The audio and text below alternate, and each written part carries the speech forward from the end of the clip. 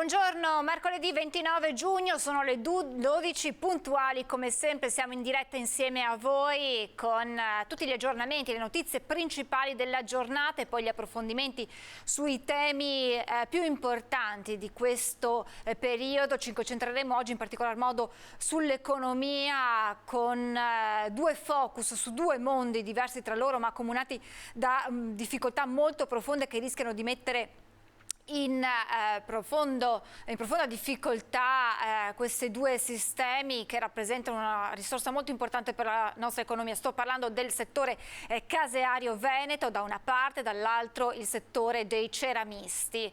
E poi saliremo sulla Marmolada per parlare del turismo che riparte in questa perla delle nostre montagne. C'è però anche tanta cronaca di cui parlarvi e allora iniziamo con l'ennesima tragedia sulle strade del Veneto. Questa volta è accaduta in provincia di Vicenza con un'auto che è uscita di strada e si è capovolta in un canale di irrigazione. Ha perso la vita una donna, è accaduto a Sossano.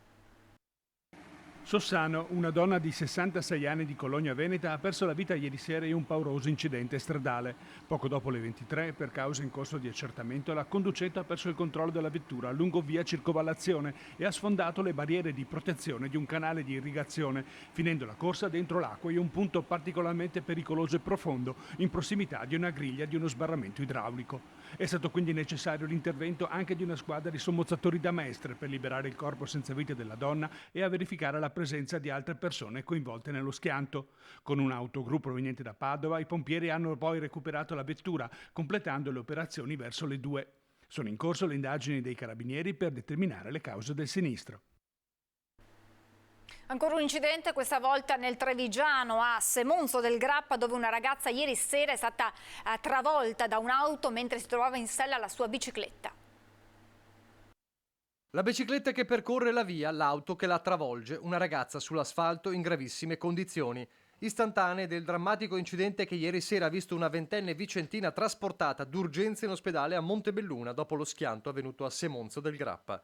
Erano circa le 8 di sera quando la giovane, una ventenne, stava attraversando via Piovego. Improvvisamente, e per cause da accertare, l'impatto con una Ford Focus condotta da un 60enne vicentino. La ragazza è stata sbalzata sull'asfalto riportando gravi ferite. Immediato l'allarme dello stesso automobilista e dei passanti testimoni dell'incidente. La ventenne si trova ricoverata in prognosi riservata nel nosocomio trevigiano. Le indagini e i rilievi sono stati affidati ai carabinieri di Pieve del Grappa. Sembra quasi un bollettino di guerra quello che vi raccontiamo ogni giorno per quanto riguarda proprio gli incidenti sulle strade, e nelle ultime ore sono le strade padovane ad essere soprattutto scenario di gravi incidenti che coinvolgono delle persone in sella a moto o scooter, come accaduto a Polverara, dove è rimasto gravemente ferito un 65enne. È ancora in gravissime condizioni il motociclista che ieri a Isola di Abbà a Polverara è uscito di strada mentre era in sella alla sua moto. Il 65enne è ricoverato in prognosi riservata all'ospedale di Padova, dove è stato lì trasportato. Si tratta dell'ennesimo incidente stradale in pochi giorni lungo le strade del Padovano che vede coinvolto un motociclista. In appena 10 giorni infatti ci sono state ben 5 vittime. Alberto Moretti, 21 anni, morto sabato 18 giugno mentre era in sella alla sua Ducati, centrato da un'auto che stava svoltando da un parcheggio a Galliera Veneta. Poi il 24 giugno Simone Silvestri, 17 anni appena, schiacciato da un camion a Limena mentre viaggiava sullo scooter guidato dal padre. Nicolas Menato, morto domenica uscendo di strada con la moto a Monselice davanti agli occhi della fidanzata dopo aver fatto una gita sui colli. E infine Elisa ed Alfredo Bergamasco, morti lunedì sera a Corezzola mentre sul loro scooter stavano andando ad aprire la loro pizzeria di Chioggia. Padre e figlia sono finiti contro un palo della segnaletica. Elisa, 33 anni, è deceduta sul colpo. Il papà Alfredo, 60 anni, è espirato poco dopo in ospedale. Sulla strada ha perso la vita in questi giorni anche un 26enne automobilista, Davide Ceccato, di Gazzo Padovano, mentre ieri un 26enne di Loreggia è rimasto ferito in uno schianto frontale lungo la Treviso Mare. Dall'inizio del 2022 sono 501 gli incidenti che hanno coinvolto scooter, bici e monopattini nel Padovano. Serve prudenza alla guida. Secondo Luigino Baldan, presidente di ACI Automobile Club Padova, molti incidenti sono provocati dalla distrazione. Sarebbe invece molto utile per ognuno di questi incidenti analizzare, ma nel giro di una settimana, 15 giorni, quali sono state effettivamente le cause, perché allora in questo modo si può cercare di intervenire. Certamente sappiamo che una delle cause principali è la distrazione. Questo purtroppo lo vediamo tutti noi quando andiamo per le strade, quanta gente guida e sta chattando o ha in mano il telefonino, anche i motociclisti.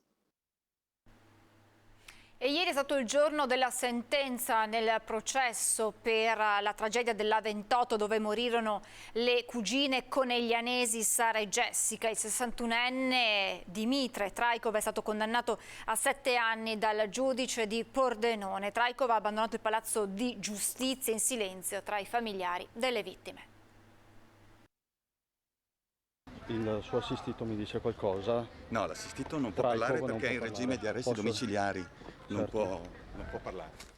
Non parla e non può parlare Dimitre Trajkov all'uscita del Tribunale di Pordenone, dove il giudice in Camera di Consiglio ha appena letto la sentenza che lo condanna a 7 anni di reclusione per la morte di Sara Rizzotto, 26 anni, e Jessica Fragasso, 20, le cugine travolte uccise il 30 gennaio scorso sulla 28, 6 anni per omicidio stradale, 1 per l'omissione di soccorso. Questo è il verdetto arrivato poco prima delle 2 del pomeriggio. Una sentenza che in termini giuridici ci soddisfa, perché ha accolto alcune delle nostre istanze difensive. Adesso verificheremo se proporre appello per l'entità della pena. Ha detto qualcosa il suo assistito? Non ha detto nulla e adesso però ci riserviamo il tempo di commentarla insieme al nostro assistito. Quella sera di fine gennaio Sara e Jessica si trovavano in auto con le figliolette di Sara di 9 mesi e 2 anni. Stavano rientrando da una gita al mare quando il SUV di Trajkov, 61enne imprenditore bulgaro con precedenti, le sperona. La carambola è micidiale. Per le 2 cugine non c'è nulla da fare, salve per miracolo invece le piccole che viaggiavano sui seggiolini. Trajkov si dà alla fuga, viene trovato poco dopo dagli uomini della questura. 2 perizie successive hanno stabilito che stava viaggiando a circa 180 km/h e che aveva assunto alcol, circostanza quest'ultima che non sarebbe stata considerata dal giudice. La lettura è stata molto veloce, pare che sia stata esclusa l'aggravante dell'ebbrezza. Però, ripeto, è stata una lettura veramente veloce, però dobbiamo aver intuito che sia stata esclusa questa aggravante. In attesa delle motivazioni e di eventuali contromosse da entrambe le parti, restano le provvisionali: 35.000 euro a genitore, 20.000 per i nonni. La partita risarcitoria procederà su altri tavoli. Una pronuncia che è stata accolta tra rabbia e rassegnazione. Sconcertato Luca Rizzotto, padre di Sara, mentre Alain, papà di Jessica, accanto alla mamma Barbara, un po' se lo aspettava. Più che la sentenza, dice, è la legge a essere ingiusta. La sentenza ni, però queste sono le leggi, purtroppo se non vengono cambiate non si può fare niente. Un'altra cosa, non può essere valutata la vita di una ragazza 5 anni, non può essere valutata così, però non posso fare niente, non si può fare nient'altro, accettare e basta. E che almeno si faccia un po' di anni in galera, che si faccia un po' di anni dentro una stanza e guarda il muro e, come si dice, pensi a quello che ha fatto e basta, almeno questo ce lo devono, cioè non è che non pretendavamo l'ergastolo, non pretendavamo 30 anni, 20 anni. La giustizia è giusta, ma almeno si faccia un po' di anni in galera dentro una stanza.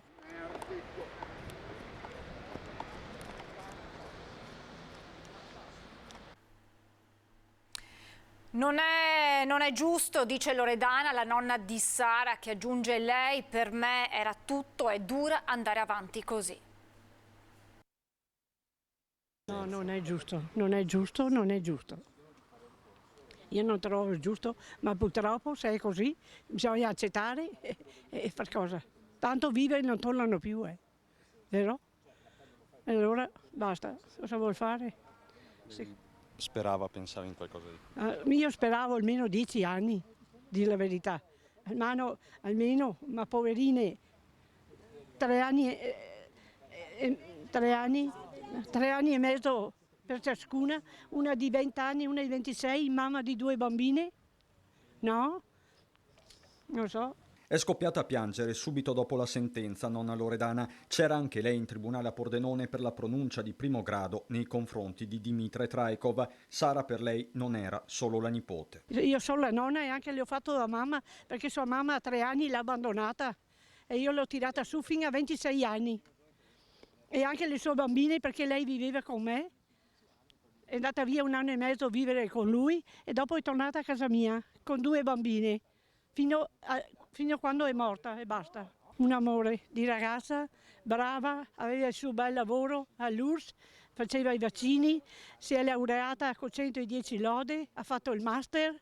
Era una ragazza meravigliosa, meravigliosa, meravigliosa, che non meritava né lei né Jessica, perché anche Jessica era brava a scuola e tutto. E purtroppo ce le hanno portate via, tutte e 2.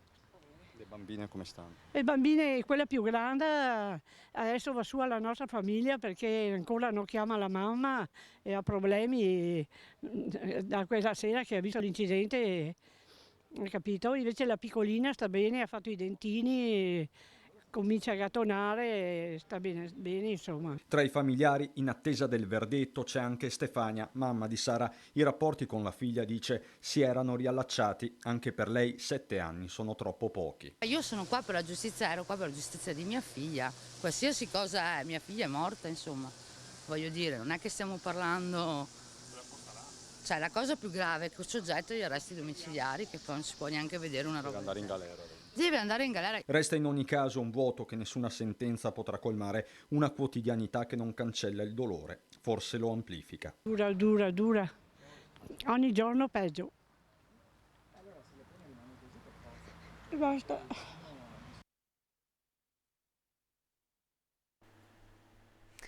Viola il divieto di avvicinarsi alla moglie, marito violento viene arrestato dalla polizia a Vicenza.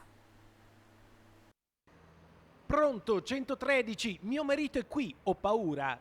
È tarda sera quando le volanti della questura di Vicenza piombano in Viale Crispi dopo la telefonata ricevuta da una donna che segnala la presenza del marito, un albanese di 37 anni. L'uomo, considerato violento, allontanato dalla casa di famiglia, ha violato il divieto di avvicinamento alla moglie.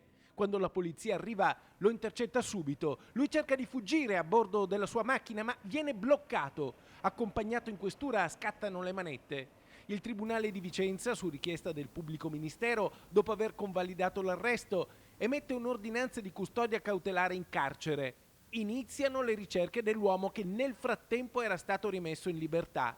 La squadra mobile lo rintraccia nell'abitazione della sorella e lo porta nella casa circondariale di San Pio X.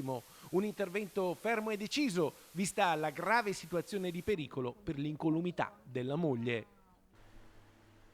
Dopo le innumerevoli segnalazioni dei residenti preoccupati per la presenza di spacciatori violenti, erano comparse anche delle katane in via Dupré a Padova. Ora in quella zona sono arrivati i controlli speciali della questura.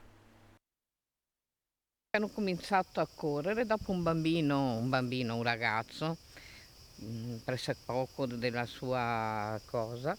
Gli ha cominciato a dire che era qua la polizia, perché avevano cominciato a chiamare la polizia perché avevano visto che venivano su coi coltelli e con le katane. Dopo l'episodio delle katane e le numerose segnalazioni corredate da video eloquenti, sono scattati i controlli della polizia nel quartiere Arcella, controlli che si sono concentrati soprattutto nell'area tra via Dupré e Piazza della Vecchia.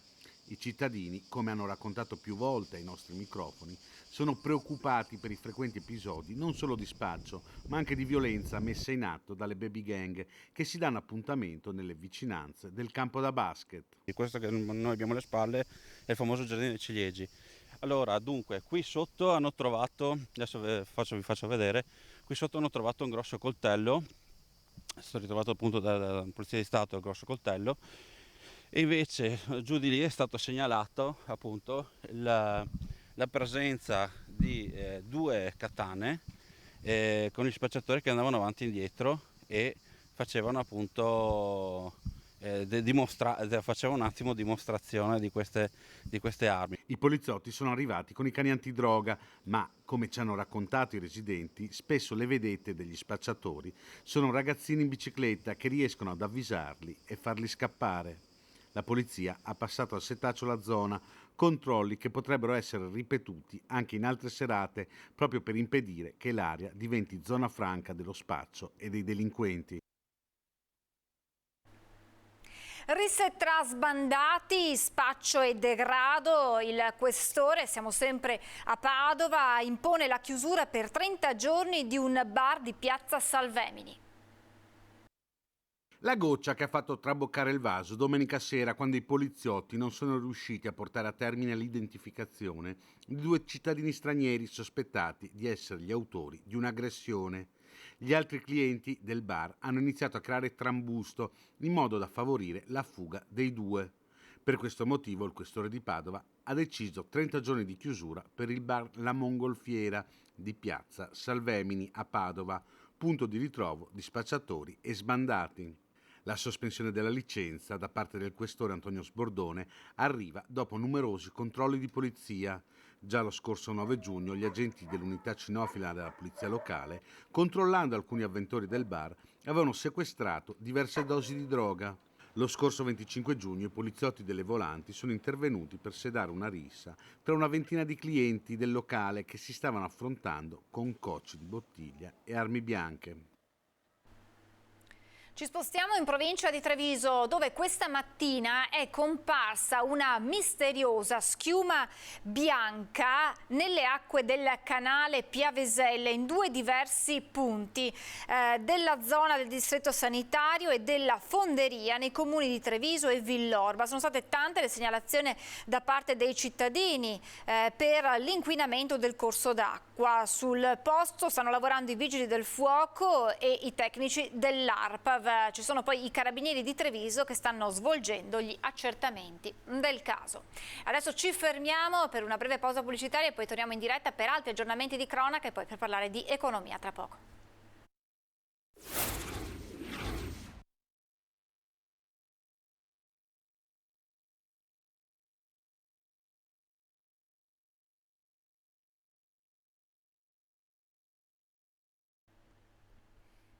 Rieccoci in diretta, ancora cronaca, con un incendio doloso ad Arquà Petrarca. Le fiamme distruggono 4.000 metri quadri di vegetazione vicino ad una villa privata.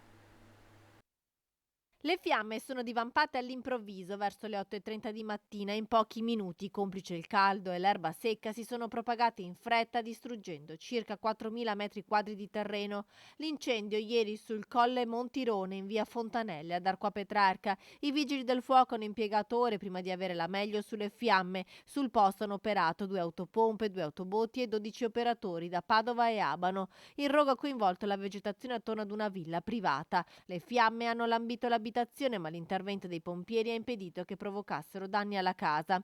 Dopo aver domato l'incendio e bonificato l'area, i vigili del fuoco hanno cercato di ricostruire le cause. Il rogo infatti potrebbe essere di origine dolosa. Sul posto sono stati rinvenuti dei resti di inneschi. Il sindaco di Arquà Petrarca, Luca Callegaro, invita i cittadini ad essere prudenti. La siccità e l'erba secca favoriscono il propagarsi del fuoco. A questo si unisce l'emergenza idrica e la poca disponibilità di acqua dai fiumi. L'aumento preoccupante delle morti sul lavoro in Veneto. Non chiamiamole più morti bianche, ha detto il patriarca di Venezia, Monsignor Moraglia. E questa crisi che stiamo vivendo, anzi questa serie di crisi che si sta ripetendo, perché dal 2008 siamo in una crisi continua, penso che se non teniamo la guardia alzata creerà sempre delle sacche di fragilità per cui il lavoro potrebbe diventare anche per alcuni una scommessa nel senso deteriore del termine, garantirsi un lavoro e non tenere conto dei lavoratori, delle lavoratrici, dei lavoratori. La sicurezza non è un costo, ma è un investimento che poi fa crescere anche la stima tra i lavoratori e gli imprenditori. che possono essere pubblici o privati ovviamente, però credo che questa sia la grande sfida che se messa a posto crea quel clima differente nella nostra società. Nel 2021 in Veneto, ha ricordato Monsignor Moraglia, ci sono stati 105 morti sul lavoro, il 22% in più dell'anno precedente, quando furono 86. Nel primo quadrimestre di quest'anno le vittime sono state 27. Allora sentiamo il commento anche dei sindacati. L'inaugurazione della nuova sede della CISL del Veneto a Mestre in via Torino, con il nazionale Luigi Sbarra, il sindaco Brugnaro, l'assessore regionale Donazzang e il patriarca, è stata anche l'occasione per una riflessione sulle morti sul lavoro e sulla perdita di potere d'acquisto dei redditi di lavoratori dipendenti e pensionati. Sulla sicurezza sul lavoro ha ragione il patriarca, non si può pensare che siano fatalità o eventi eccezionali o incidenti. No, qui ci sono delle responsabilità ben precise e proprio su questo noi abbiamo incalzato la Regione e il 2 maggio scorso abbiamo sottoscritto questo piano strategico triennale che vuole proprio mettere in campo delle azioni vere di prevenzione. Stipendi e pensioni, l'inflazione li sta riducendo. Cosa serve? Va fatta un'operazione contrattuale di aumento delle retribuzioni, va fatto un intervento da parte dello Stato, soprattutto di sostegno in questo momento di costi così elevati per le famiglie, va fatto secondo noi un grande patto sociale che permetta di fare una nuova politica dei redditi, che dia una risposta ai lavoratori e ai pensionati, ma permetta anche al Paese di ripartire. Questo si fa solo mettendosi insieme politica, parti datoriali e sindacato. E allora parliamo adesso di economia, parliamo di un settore fondamentale per la nostra economia, quello caseario, ma che sta soffrendo sotto tanti punti di vista. E allora sentiamo quella che è la situazione grazie a Nicola Favero, presidente della comunità caseari per la Confartigianato. Buongiorno Presidente, grazie per essere con noi. Buongiorno a tutti, salve. Allora iniziamo subito ad inquadrare la situazione. Qual è lo stato di salute per quanto riguarda il vostro settore in questo particolare momento storico? È una situazione difficilissima che non si è mai presentata con una gravità così negli ultimi anni. Stiamo assistendo a una riduzione importante della produzione del latte, della materia prima, a un aumento dei costi esponenziale e quindi la situazione sta diventando di difficile gestione per tutto il comparto.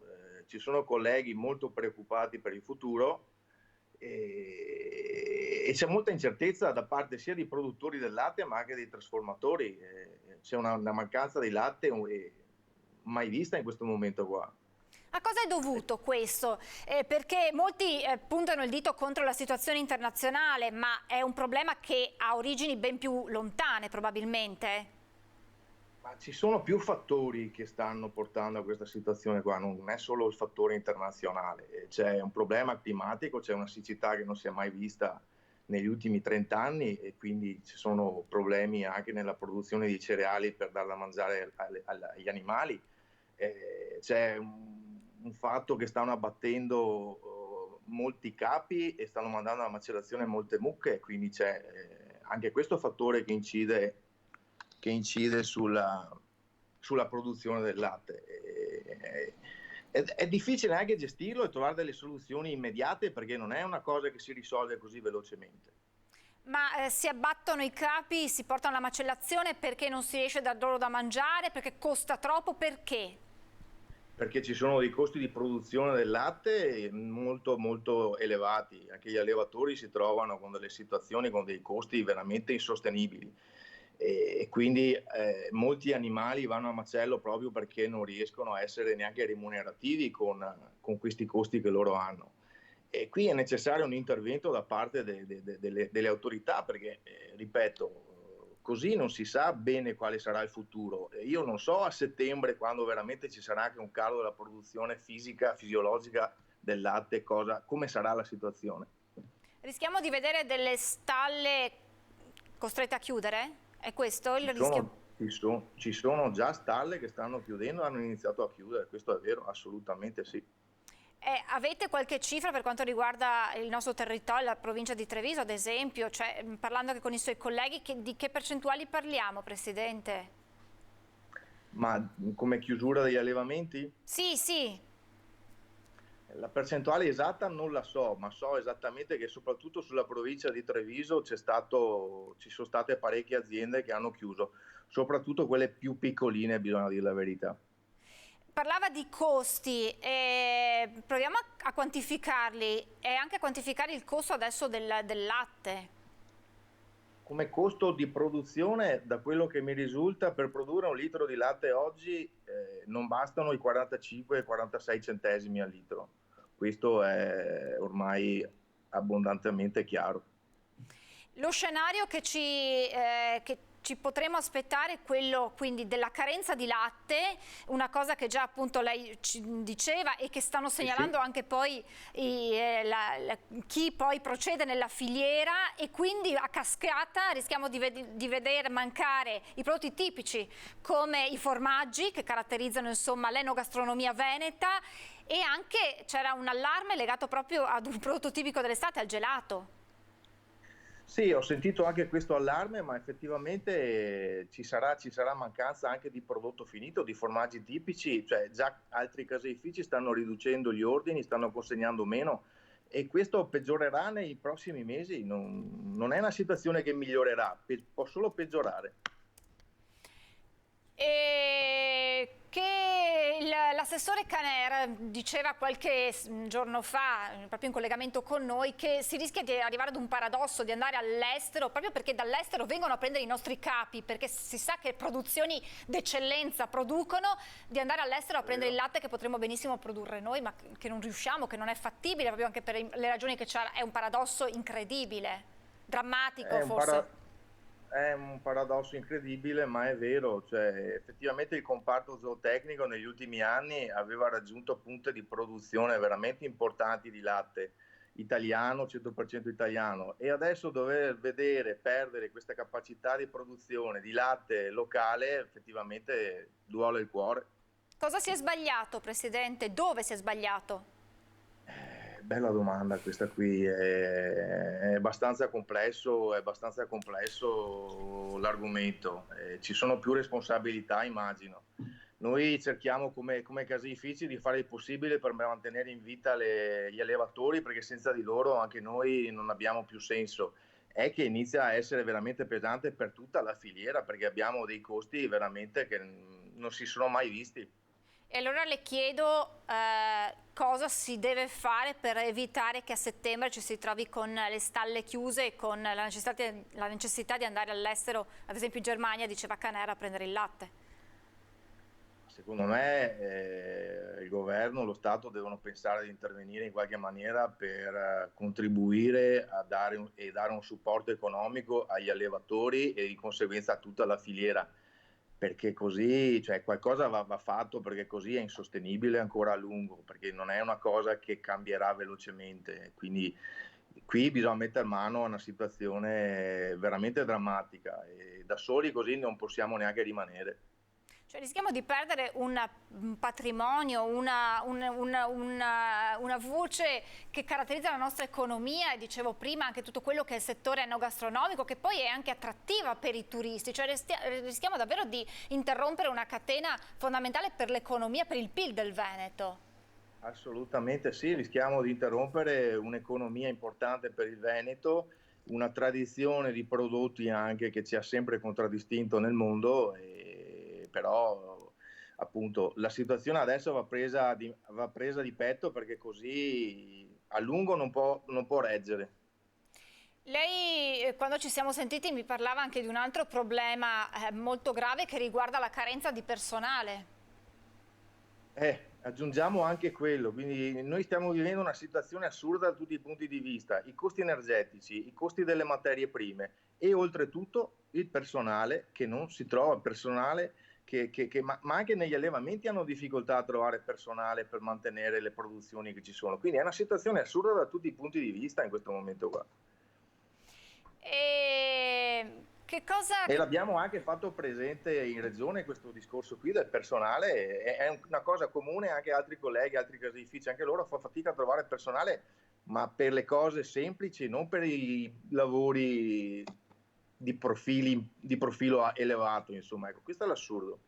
È la consueta domanda che rivolgiamo a chi ci pone questo problema: perché non si trova personale? Eppure, insomma, sappiamo che anche la disoccupazione non è che abbia percentuali poi così basse nel nostro paese, quindi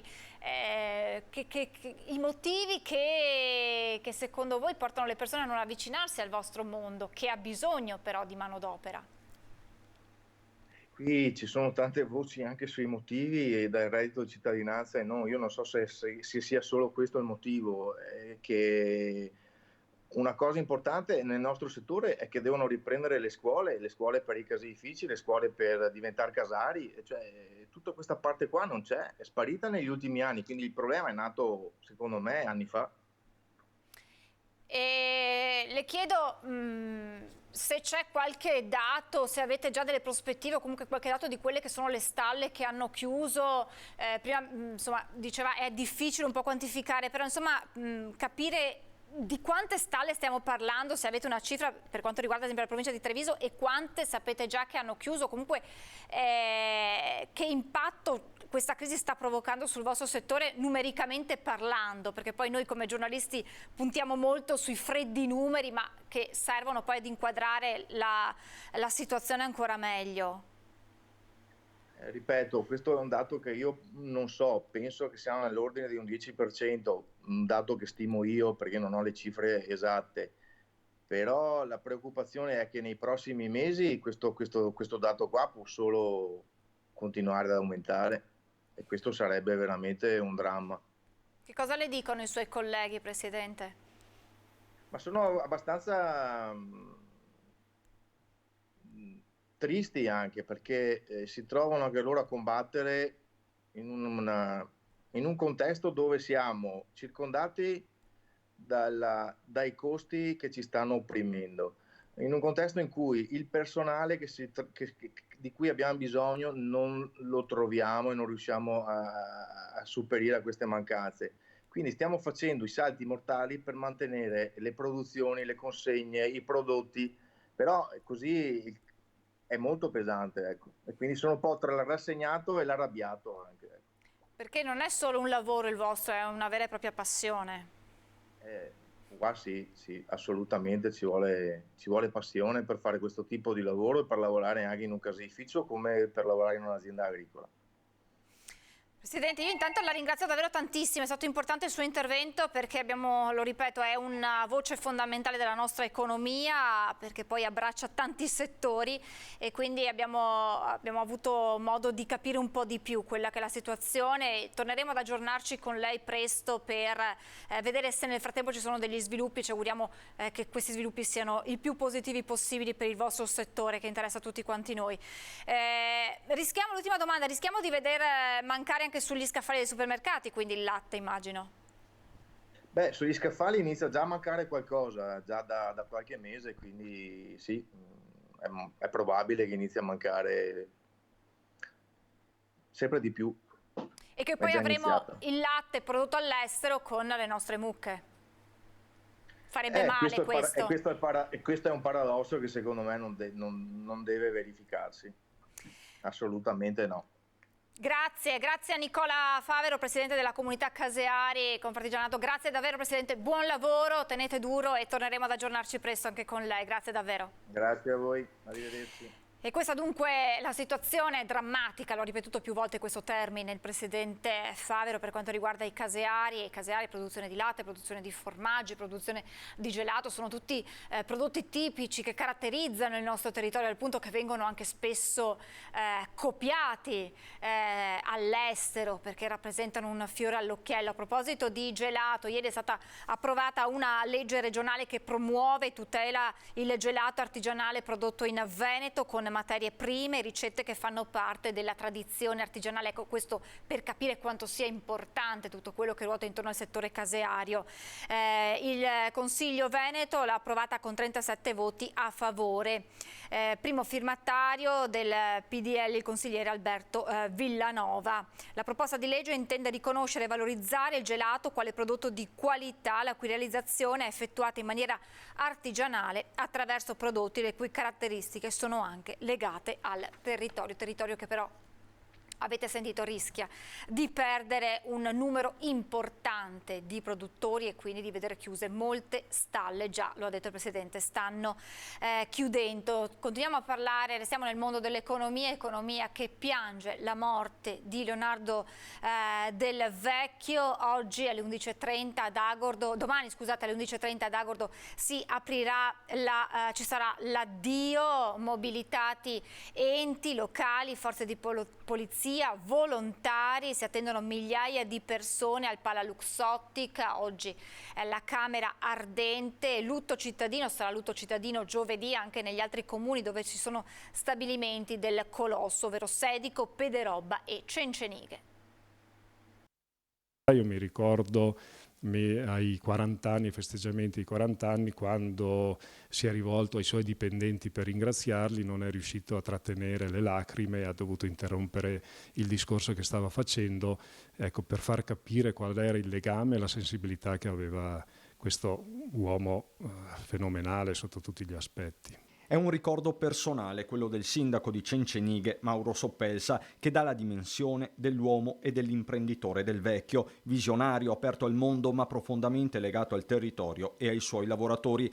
Agordo, in vista dei funerali di giovedì, ha proclamato il lutto cittadino, ma il cordoglio ufficiale coinvolgerà tutti i territori veneti dove sorgono stabilimenti del colosso dell'Occhiale. Lo stiamo facendo come filiali assieme ai comuni di Sedico e di Pederobba. Al Pala Luxottica, che prima ospiterà la Camera Ardente, poi le esequie celebrate dal vescovo di Belluno Feltre, sono iniziati i lavori per predisporre un evento che richiamerà migliaia di persone, istituzioni, privati cittadini, imprenditori, gli stessi lavoratori che sospenderanno le attività. Mobilitate le forze dell'ordine e la protezione civile, si studia un piano straordinario per la viabilità. Il Pala Luxottica potrà ospitare 5.000 persone, ma se ne prevedono molte di più. Saranno attivati maxi schermi in ogni angolo della conca. Noi qui a Cencenighe stiamo mettendo a disposizione una sala del No Filò, quindi abbiamo 380 posti, eventualmente nel caso in cui ci fosse un eccesso di affluenza ad Agordo c'è la disponibilità, siamo in contatto con gli uffici di Luxottica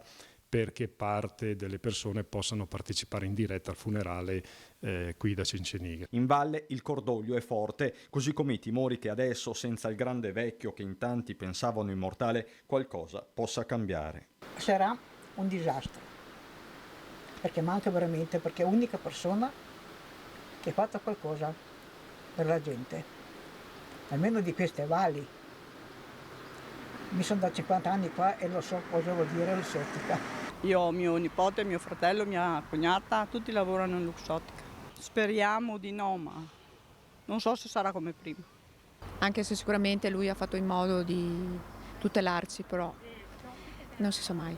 Ma penso che lui abbia fatto il possibile per noi. Per Cencenighe come l'Agordino in generale è stata una perdita colossale, diciamo. Mai paura e resta in pace Leonardo.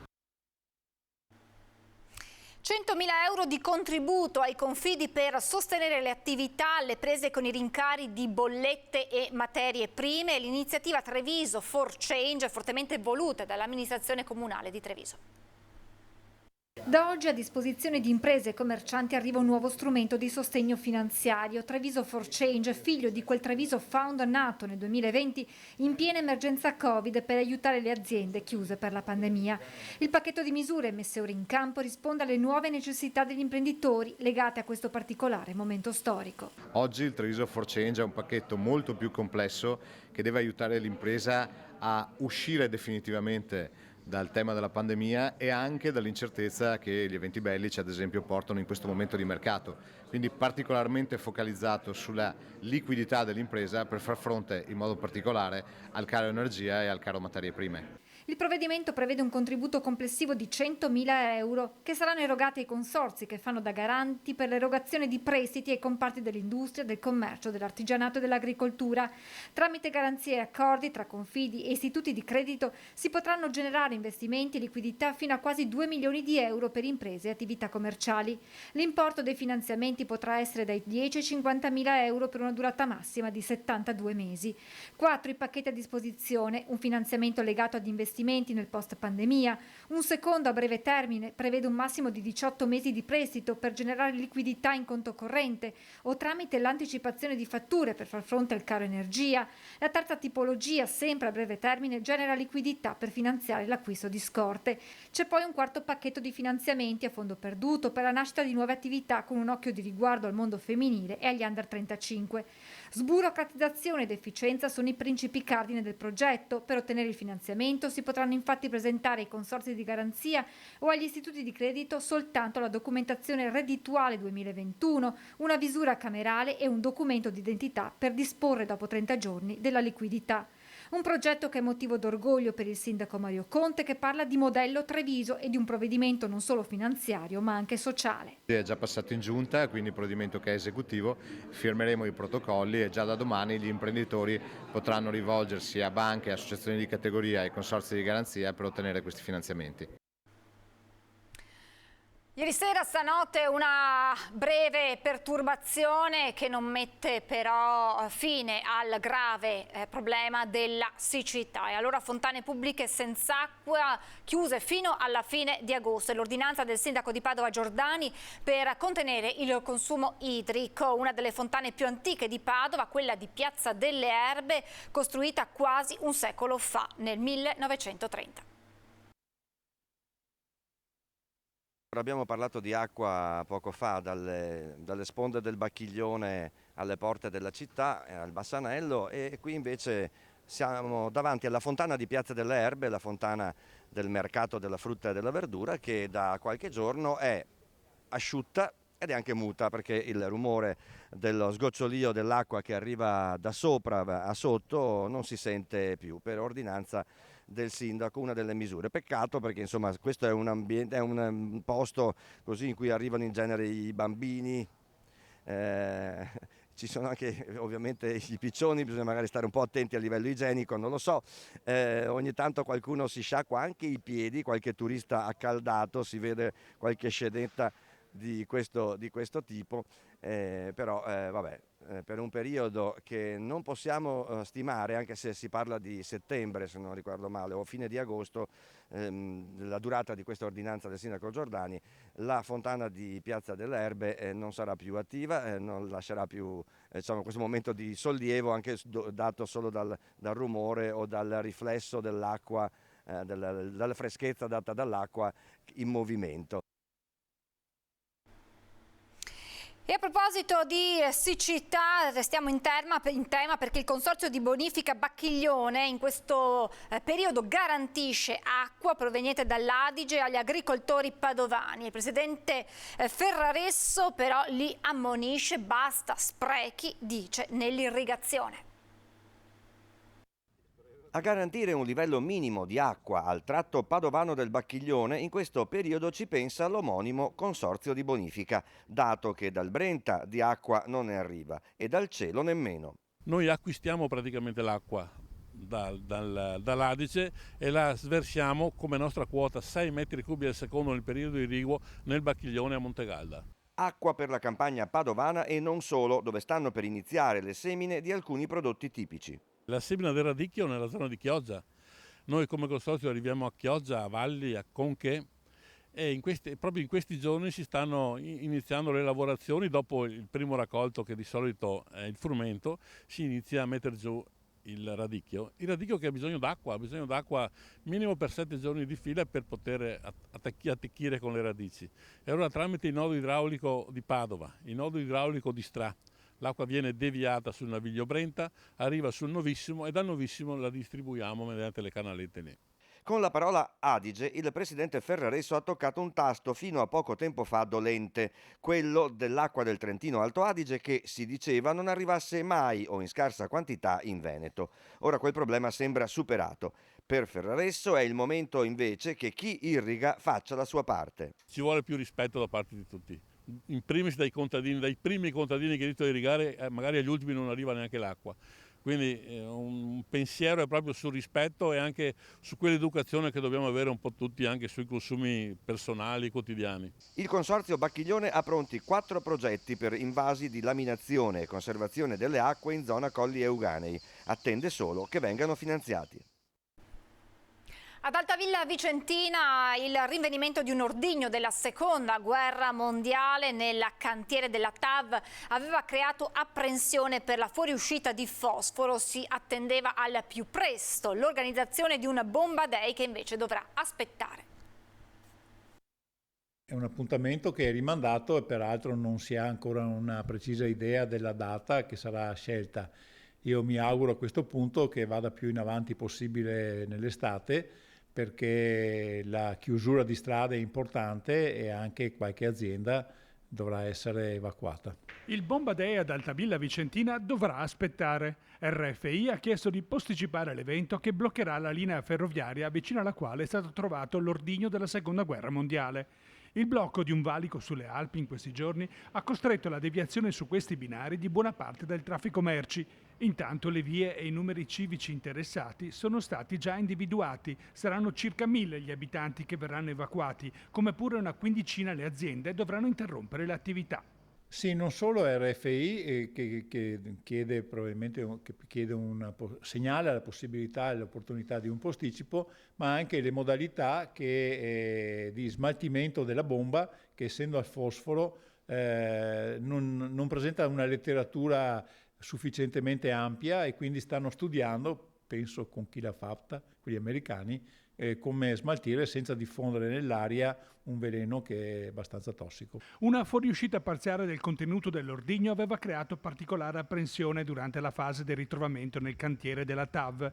Una volta cessato l'allarme, la situazione è stata messa in sicurezza. È una bomba da 100 libre, quindi circa 35 kg, e che contiene 30 kg di fosforo, quindi poi la carica e anche l'involucro sono abbastanza leggeri.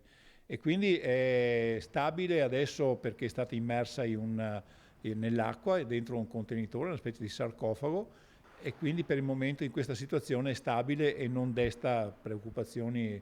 Potrebbe essere agosto il mese? Sì, io mi auguro sia il mese di agosto, intanto così abbiamo anche il tempo di predisporre tutte le nostre precauzioni, le vie alternative di traffico, eccetera. Significativa cerimonia per i medici dell'Ordine Provinciale di Venezia. I nuovi camici bianchi hanno prestato il loro giuramento recitando la formula di Ippocrate, festeggiati poi i colleghi con 50 anni di carriera. In un luogo simbolo della città, al Teatro Goldoni di Venezia, si è celebrata la Giornata del Medico 2022, che è così ritornata in presenza dopo oltre 2 anni per i blocchi imposti dalla pandemia. Ad essere omaggiati sono stati i medici delle classi di laurea 1970 e 71 che hanno raggiunto i 50 anni di carriera nel 2020-2021, durante i quali non era però stato possibile indire i festeggiamenti. Contestualmente c'è stata la consegna degli attestati ai nuovi camici bianchi, i medici che hanno prestato il solenne giuramento di Ippocrate.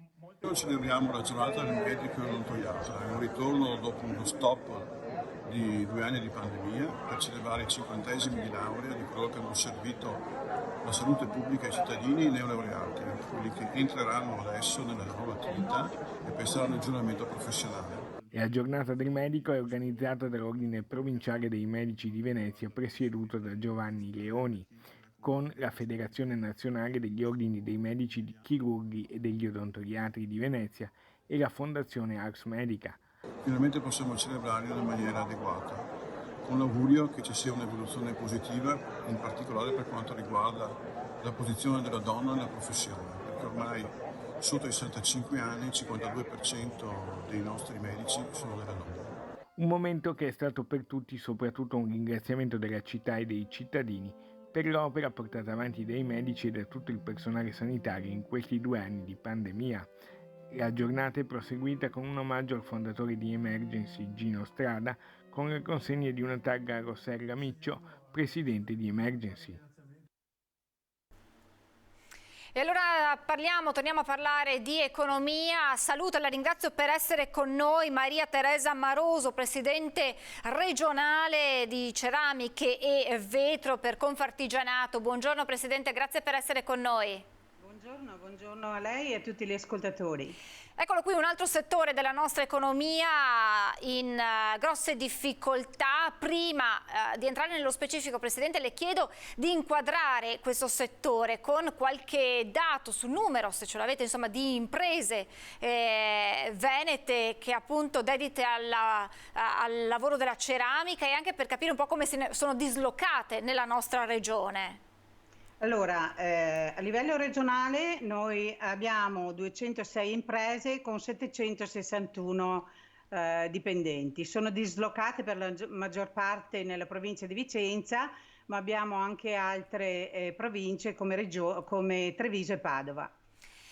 È un settore che sta subendo gli effetti della crisi in atto, in particolar modo legata agli aumenti delle bollette, al caro bollette. Lei ieri, quando ci siamo sentite, mi ha dato dei dati davvero significativi che dimostrano come stia colpendo duro il caro bollette anche per il vostro settore, che naturalmente, insomma, fa dell'energia uno strumento necessario per la produzione. Sì, noi siamo una tra quelle attività energivore che senza gas, voglio dire, non potremo più lavorare. Di conseguenza l'importanza del costo che ha è fondamentale per la vitalità delle nostre aziende.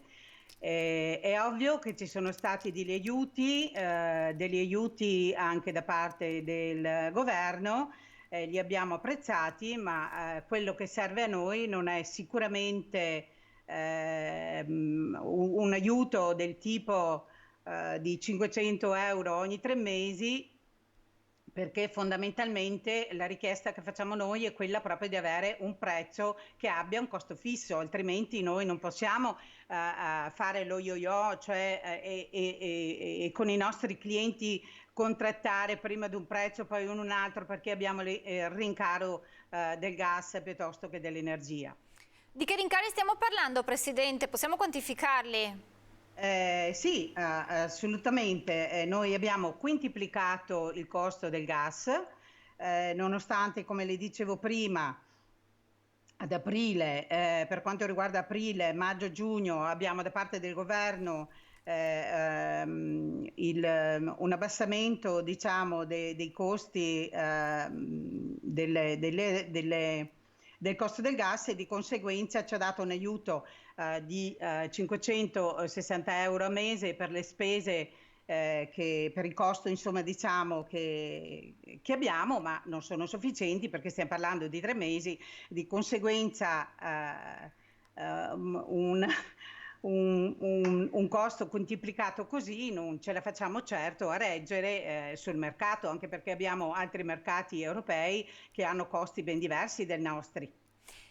Più o meno a quanto ammonta una bolletta di un laboratorio di ceramiche, tanto per capire quanto questi soldi di cui lei ha fatto accenno, arrivati dal governo, possono effettivamente aiutare? Allora guardi, noi stiamo parlando di realtà che hanno dai 5 agli 8 persone che sono attive all'interno di una microazienda. Stiamo parlando di un costo preventivato già con l'aumento del 2021 da 2.250 euro, siamo arrivati a 3.600 euro, quindi abbiamo avuto un aumento a marzo ed aprile pari a 1,20 euro, 1,50 euro a metro cubo del gas, quindi per noi è estremamente fondamentale avere un prezzo fisso. Questa è la denuncia che ha fatto anche la nostra confederazione, l'ha fatto stesso il nostro presidente regionale Roberto Boschetto, che peraltro dobbiamo anche dire che gli aumenti del gas c'erano anche prima di questa guerra in Ucraina. Di conseguenza non abbiamo capito questi balzelli, questi aumenti già da prima. Lei prima diceva abbiamo bisogno di un prezzo fisso perché non possiamo ogni volta con i clienti contrattare questo andamento altalenante dei prezzi, perché poi l'effetto è una ricaduta proprio sul cliente finale. E si rischia di creare quel circolo vizioso di cui parliamo ogni volta, ma che effettivamente rischia di verificarsi. Sì, effettivamente c'è questa problematica, perché comunque anche il nostro settore ha diverse tipologie di clientela, no? Non tutti abbiamo gli stessi clienti, ci sono quelle aziende che hanno la possibilità di attivare un ragionamento e di conseguenza accettare anche un aumento del 25% del costo del metano, piuttosto che quelli che non hanno fatto gli aumenti dovuti, quindi sono rimasti inizialmente con 10% di aumento. Ci troviamo adesso che sono costretti a riformulare quelli che sono i preventivi, ma non vengono accettati. Quindi per molti colleghi che abbiamo, il ripensamento è proprio quello di fermarsi quantomeno un periodo per vedere se si stabilizza questo costo, ma sarà veramente difficile perché non vediamo nulla all'orizzonte che ci faccia pensare qualcosa di questo tipo.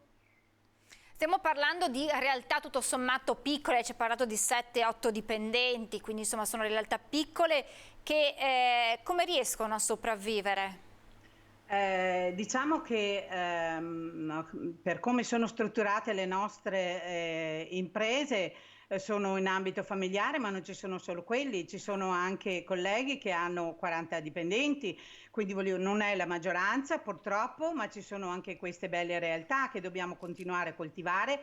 Però dobbiamo avere da parte del governo non solo i sostegni che per amor di Dio noi siamo ben contenti di avere, ma non è questa certo la strada per poter continuare a produrre in questo paese, e di conseguenza se chiudono le attività rimangono a casa le persone che lavorano con noi.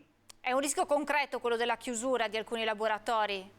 Credo di sì, per come io mi sono confrontata con i miei colleghi, perché ci sono realtà che ci stanno veramente pensando a questa soluzione in previsione di un autunno molto caldo. Usiamo una parola così per dire che i costi non saranno sicuramente abbassati, come abbiamo visto e stiamo vedendo, ma quindi il pensiero è quello di poter vedere da qua ad ottobre o a dicembre cosa succederà e poi ripensare. Certo è che dobbiamo tener conto che chiudere un'attività non è come girare il bottone di un contatore, dobbiamo pensarci bene, ecco perché c'è questo ripensamento. Ci sono voglio dire delle visioni poco chiare davanti a noi, ecco perché i ripensamenti sono questi, sono quelli di vedere se vale la pena di continuare a lavorare o decidere per una chiusura definitiva. E dobbiamo pensare che se le nostre realtà chiudono e decidono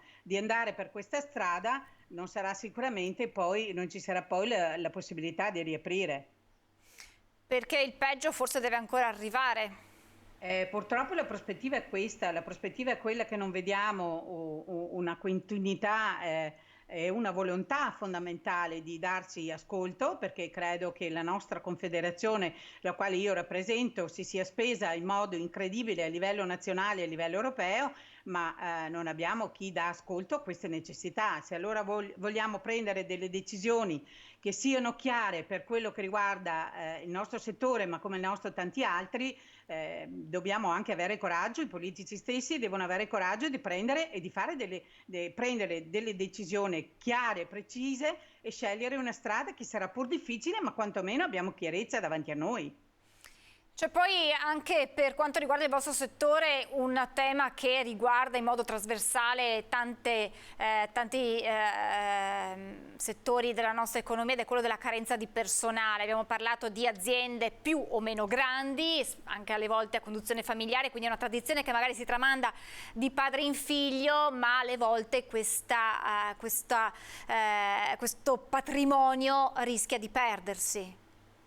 Sì, effettivamente c'è la necessità di avere del personale, infatti nonostante io faccio un attimo un passo indietro, nonostante voglio dire ci sia stato la pandemia, nel 2021 avevamo fatto un più 1,5% di assunzioni, siamo alla ricerca tuttora di personale, ma fondamentalmente dobbiamo ricominciare a tornare nelle scuole per far vedere le nostre attività, le nostre peculiarità e tenere in piedi quelle che sono le tradizioni del nostro mestiere, che a oggi, voglio dire, sono dal punto di vista anche innovate per certi versi, per quello che si può, per il nostro materiale e il nostro lavoro. Di conseguenza noi guardiamo avanti, siamo ancora molto tenaci per far sì che il nostro mestiere duri ancora tanti anni e a lungo.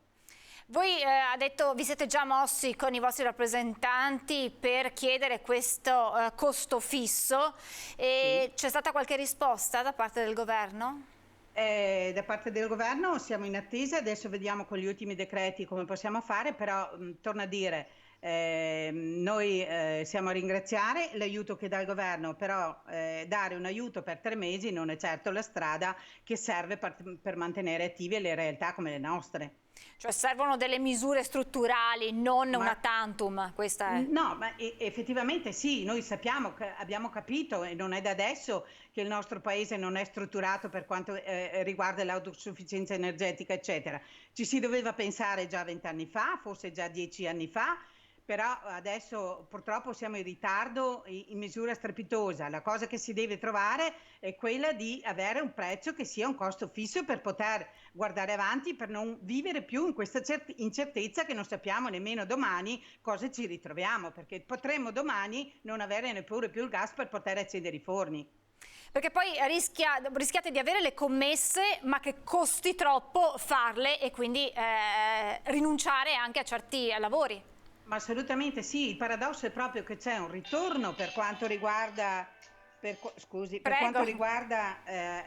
la richiesta, no? Abbiamo visto che è nata anche in pandemia, abbiamo capito il perché i trasporti sono talmente alti che non conviene e sono tornati a richiedere le commesse in Italia, ben venga questo, voglio dire, però da adesso noi dobbiamo trovare un'equità per quanto riguarda le materie prime, altrimenti ci ritroviamo con i ordini in mano a non poterli soddisfare. Grazie davvero Presidente, grazie per averci fatto conoscere un po' meglio il mondo della ceramica, altro patrimonio della nostra economia che ha bisogno però di un sostegno e di aiuti immediati per poter sopravvivere. Grazie davvero a Maria Teresa Maroso, Presidente regionale Ceramiche e Vetro Confartigianato. Grazie davvero, buon lavoro Presidente, torneremo presto ad aggiornarci con lei. Grazie davvero. Buona giornata a tutti. Grazie alla Presidente Maroso e questo è un altro tassello in più nella nostra ricostruzione che ormai va avanti da molto tempo su quello che è lo stato di salute della nostra economia. Tra l'altro di questo si è parlato anche oggi in un convegno che si è tenuto nella sede della Banca d'Italia a Venezia, questa sera nelle edizioni dei nostri telegiornali. Sentiremo che cosa è emerso, la fotografia proprio tracciata dalla Banca d'Italia sull'economia veneta che soffre sotto tanti settori che lo avete sentito che per quanto riguarda le ceramiche le commesse ci sono, il lavoro c'è ma alle volte costa troppo per i rincari che ci sono, che gravano su tanti settori, gravano anche sulle famiglie e gravano anche sulle imprese che faticano a dare poi risposte ai clienti. Torniamo a Venezia perché sono ripartiti i lavori alle bocche di porto per il completamento del Mose, soddisfatte le imprese che però pongono la massima attenzione anche sulle altre opere di completamento previste nell'opera di ingegneria idraulica.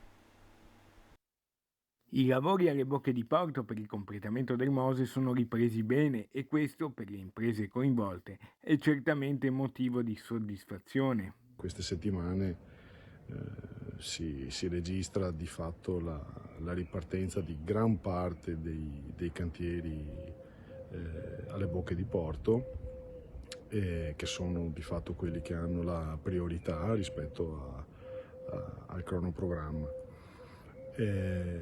Credo che con ogni probabilità nel giro di poco tempo tutte le opere alle bocche saranno riprese, saranno avviate. Non va però abbassata la guardia sugli altri interventi previsti dal progetto. Non vanno lasciate indietro le cosiddette opere interne, cioè quelle che non sono alle bocche di porto. Mi riferisco alle opere lagunari di tipo ambientale, mi riferisco all'arsenale, tutti interventi previsti dalla concessione e che completano il sistema MOSE. Le imprese coinvolte toccano poi un altro tasto fondamentale.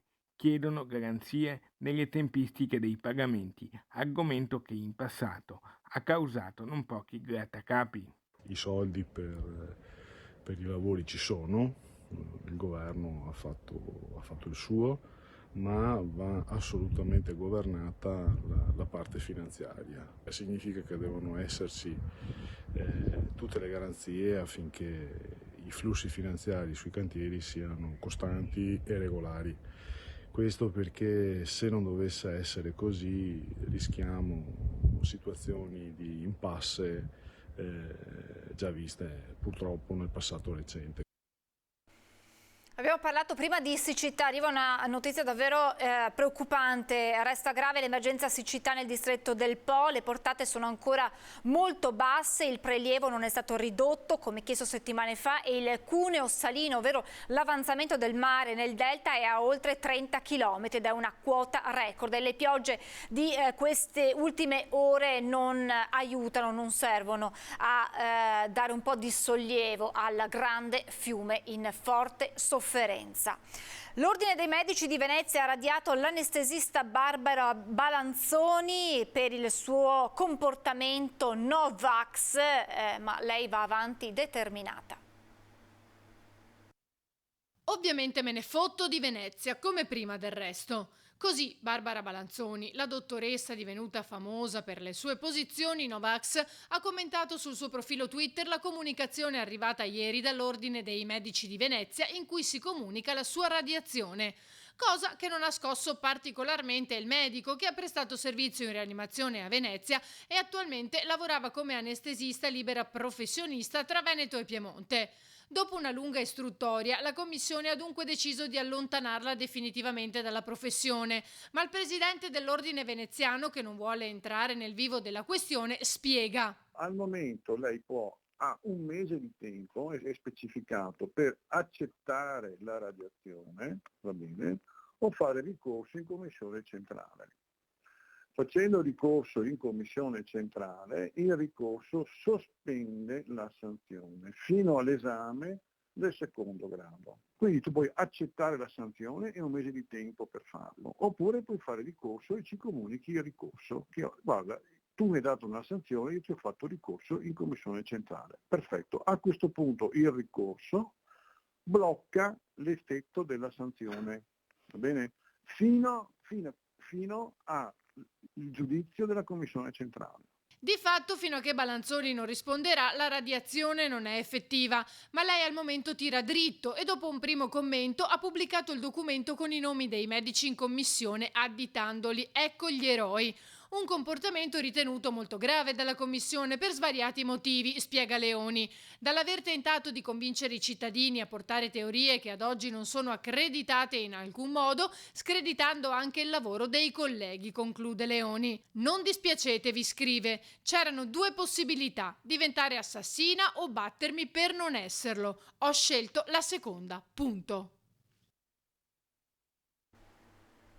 E adesso saliamo in quota, andiamo sulla Marmolada, sulla regina delle Dolomiti, dove la stagione estiva è iniziata ed è la stagione, tutti se lo augurano, della vera e propria ripartenza. Saluto Romina Darman, ufficio marketing e comunicazione Marmolada. Buongiorno e grazie per essere con noi.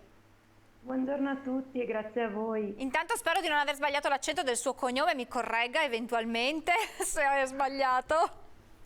A posto. E allora, bene, meno male. Allora, è davvero la stagione della ripartenza per il nostro turismo veneto che punta molto sulla regina, sulla Marmolada.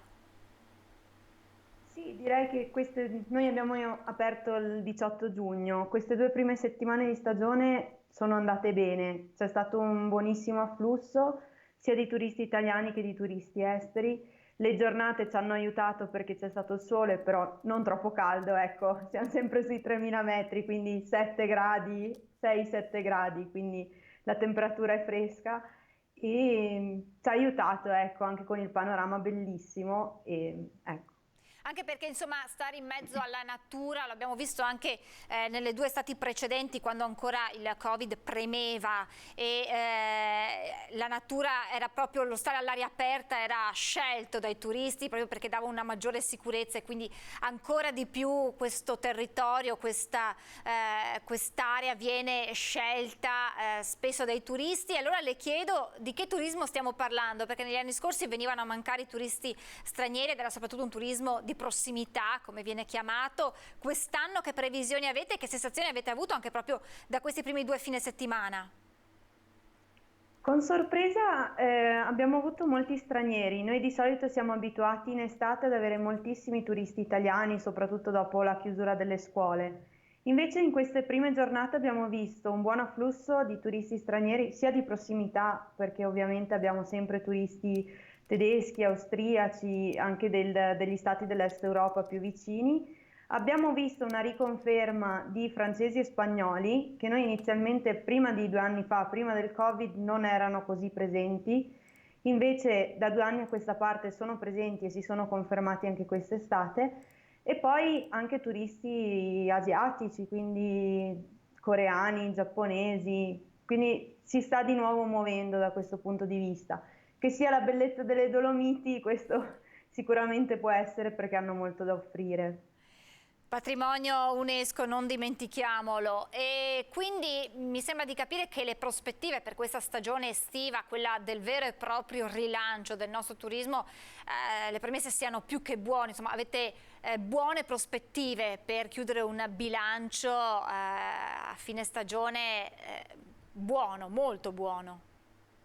Vogliamo essere positivi perché comunque gli ultimi 2 anni non sono stati facili per nessuno, cioè in qualsiasi settore ci sono stati problemi e difficoltà e quindi vogliamo iniziare ad essere positivi per quest'estate, è iniziata bene e speriamo ovviamente che continui in questo modo. C'è stata la riapertura delle funivie della Marmolada, riaperto anche il Museo Marmolada Grande Guerra e poi abbiamo la terrazza panoramica a 3.265 metri con vista a 360 gradi. Insomma, Marmolada non è solo, abbiamo detto, natura, e che natura, ma è anche storia, cultura, arte, perché sono tanti le offerte che vengono date ai turisti che arriveranno proprio sulla Marmolada. Proviamo a fare un po' un ordine su quelle che sono le offerte a disposizione. Sì, assolutamente. Allora, vabbè, i nostri fiori all'occhiello sono la terrazza panoramica perché non c'è nessun altro posto nelle Dolomiti dove si possa avere questa vista a 360 gradi, che poi non solo sulle Dolomiti, patrimonio UNESCO, ma nelle giornate più limpide si vedono anche le Alpi austriache, si vede la laguna di Venezia, quindi c'è veramente una vista ampia e meravigliosa. E abbiamo anche la grotta su a Punta Rocca, appena sotto la terrazza, con la statua consacrata a Papa Giovanni Paolo II nel 1979. Abbiamo il Museo della Grande Guerra con anche le trincee esterne, perché qui si è combattuta la Grande Guerra a 3.000 metri, i soldati sono saliti e si sono scontrati italiani e austro-ungarici, quindi la storia per noi è fondamentale. Però cerchiamo anche di arricchire ogni estate con eventi, con mostre. Quest'anno abbiamo una mostra che resterà aperta tutta l'estate dal 23 luglio al 18 settembre, che è una mostra delle formiche di Fabio Vettori. Fabio Vettori è questo artista dolomitico che porterà queste sue formiche a 3.000 metri, parlando anche di cultura, perché nelle sue tavole c'è anche tanta cultura, ci sono scene. Adesso ci ha appena inviato la tavola dedicata alla Marmolada e ci sono le 2 facce della Marmolada, quindi quella storica con riferimenti alla pace, perché noi poi cerchiamo di promuovere la pace attraverso il nostro museo e anche attraverso questa tavola. E poi anche la parte più turistica, quindi questi turisti che sciano in inverno e che in estate invece salgono in Marmolada per arrampicare. E poi oltre a questa mostra ci saranno delle giornate dedicate ai laboratori di disegno, sempre con Fabio Vettori, e poi una cosa bellissima che siamo riusciti a organizzare grazie a un insegnante di yoga veramente fantastico e molto disponibile, è lo yoga sulla Regina, quindi sulla terrazza panoramica, quella a 3265 metri, verranno realizzate delle lezioni di yoga i venerdì di agosto, prima dell'apertura, quindi si sarà nel silenzio più totale davanti a uno dei panorami più belli delle Dolomiti a fare queste lezioni di yoga, quindi per iniziare veramente carichissimi la giornata. E poi sempre sulla bellezza delle Dolomiti abbiamo puntato con l'evento del tramonto, quindi organizziamo questa serata in cui si può salire dopo l'orario di chiusura e si può salire in terrazza panoramica a godere del tramonto dalla Regina delle Dolomiti. Quindi questi sono gli eventi, diciamo, principali della nostra estate. Quando la natura diventa arte, senza bisogno di nessun intervento, solo è sufficiente guardarla. E poi c'è la storia naturalmente legata alla Grande Guerra, e 6 agosto ci sarà anche una rievocazione. Esatto, sì. Erano saliti già lo scorso anno, abbiamo voluto riproporla anche quest'anno in collaborazione con l'associazione Museo Grande Guerra, e saliranno questi rievocatori storici che racconteranno sia sulle trincee che poi all'interno del museo la storia della Grande Guerra, la vita dei soldati. Più che concentrarsi sulle battaglie, vogliamo proprio trasmettere cosa accadeva a questi soldati che erano più in lotta spesso con gli elementi, con la natura che fra di loro, perché parliamo comunque di temperature all'epoca anche meno 30, meno 40 gradi, bufere di neve, valanghe, quindi ci sarà molto da raccontare anche in quella giornata, assolutamente. Lei prima parlava di un messaggio di pace, perché insomma con la guerra nel cuore dell'Europa in qualsiasi occasione è buona per lanciare messaggi di pace, anche facendoli partire dal cuore della natura come la Marmolada. Assolutamente, per noi questo è uno dei messaggi fondamentali nel nostro museo, cioè parlare della vita dei soldati e delle popolazioni locali durante la Grande Guerra è parlare delle loro sofferenze e anche cercare di dire cerchiamo di non farlo più, cerchiamo di evitare queste situazioni in cui poi chi ci rimette è la gente comune di fatto, perché se pensiamo ai soldati durante la Prima Guerra Mondiale, sì, hanno pagato loro molto le conseguenze della guerra, e lo stesso vale per le popolazioni con carestie, fame. Quindi il nostro messaggio è proprio quello di ricordare il passato per pensare al futuro in chiave diversa, cioè ricordare quello che è stato per non rifarlo, per non ricommettere con gli stessi errori. Assolutamente, c'è poi il museo anche che è visitabile. Sì, un lato positivo del nostro impianto è che è totalmente accessibile anche alle persone con disabilità, e lo stesso vale per il nostro museo. E il museo è proprio dedicato alla vita dei soldati e si trova nella stazione di Serauta, sui luoghi della Grande Guerra, quindi proprio dove è accaduta. È un museo interattivo e multimediale, multisensoriale. Abbiamo diversi simulatori del freddo, dei suoni, quindi anche per i bambini, per aiutarli a capire la guerra cos'era, quindi con dei video, con dei testi, con dei suoni, immagini. Quando si pensa alla Marmolada si pensa ad una meta accessibile solo per chi è vero appassionato di montagna, allenato. In realtà, da quello che lei ci sta dicendo, è un'offerta ampia a disposizione di tutti, anche di famiglie con bambini. Quindi è davvero un'estate in Marmolada per qualsiasi persona voglia conoscere un po' di più della Marmolada, ma anche della sua storia a 360 gradi. Assolutamente, assolutamente. Anche questo discorso dell'accessibilità per tutti per noi è importantissimo, perché poter dare la possibilità a chiunque, dalla famiglia con bambini all'anziano che magari non riesce più a camminare, a raggiungere la vetta da solo con le proprie gambe, poterlo portare su e vedere il sorriso che ha quando esce fuori sulla terrazza panoramica è un'emozione per loro, però ha anche un grande valore per noi, anche un'emozione per noi poter dare questa possibilità, e abbiamo avuto la fortuna di questi importanti lavori che sono stati fatti all'impianto dal 2000 in poi e che hanno reso possibile tutto questo. Allora, insomma, la Marmolada è pronta ad accogliere chiunque voglia andare. Io le faccio un'ultimissima domanda relativa, insomma, alla morte di Leonardo Del Vecchio. Belluno, queste sono le giornate, oggi la Camera Ardente, domani l'ultimo saluto Belluno, ma non solo Belluno, perché insomma sono attese migliaia di persone da ogni parte d'Italia e non solo, anche dall'estero, per dare l'ultimo saluto a questo grande imprenditore. Sì, è stato un grande imprenditore. Noi qui in Agordino abbiamo due volani che muovono la società e che impediscono, diciamo, lo spopolamento. Uno è il turismo e l'altro è Luxottica, cioè l'industria dell'occhialeria. Non c'è solo Luxottica, ma ovviamente la realtà più importante è Luxottica. E lui è stato un grande imprenditore che ha avuto un'idea, che ha avuto il coraggio di portarla avanti e che ha avuto anche l'intelligenza poi di svilupparla e di arrivare in tutto il mondo. Cioè l'Agordino è conosciuto anche per Luxottica, cioè non solo per le Dolomiti e per la bellezza delle Dolomiti, ma anche grazie a lui per la sua grande imprenditoria, per la sua importante imprenditoria. E ovviamente adesso l'Agordino è un tutto in lutto, nel senso che è stato veramente una figura fondamentale che ha aiutato a evitare lo spopolamento, perché prima del turismo e prima di Luxottica questo territorio era un territorio rurale di contadini e c'era un alto tasso di emigrazione. Queste due realtà hanno aiutato a evitare questo e quindi è solo da ringraziare, ecco, e da ricordare questa importante figura di Del Vecchio. Assolutamente, un coro unanime, insomma, chi abbiamo avvicinato in questi giorni ha proprio raccontato quello che ci sta dicendo lei.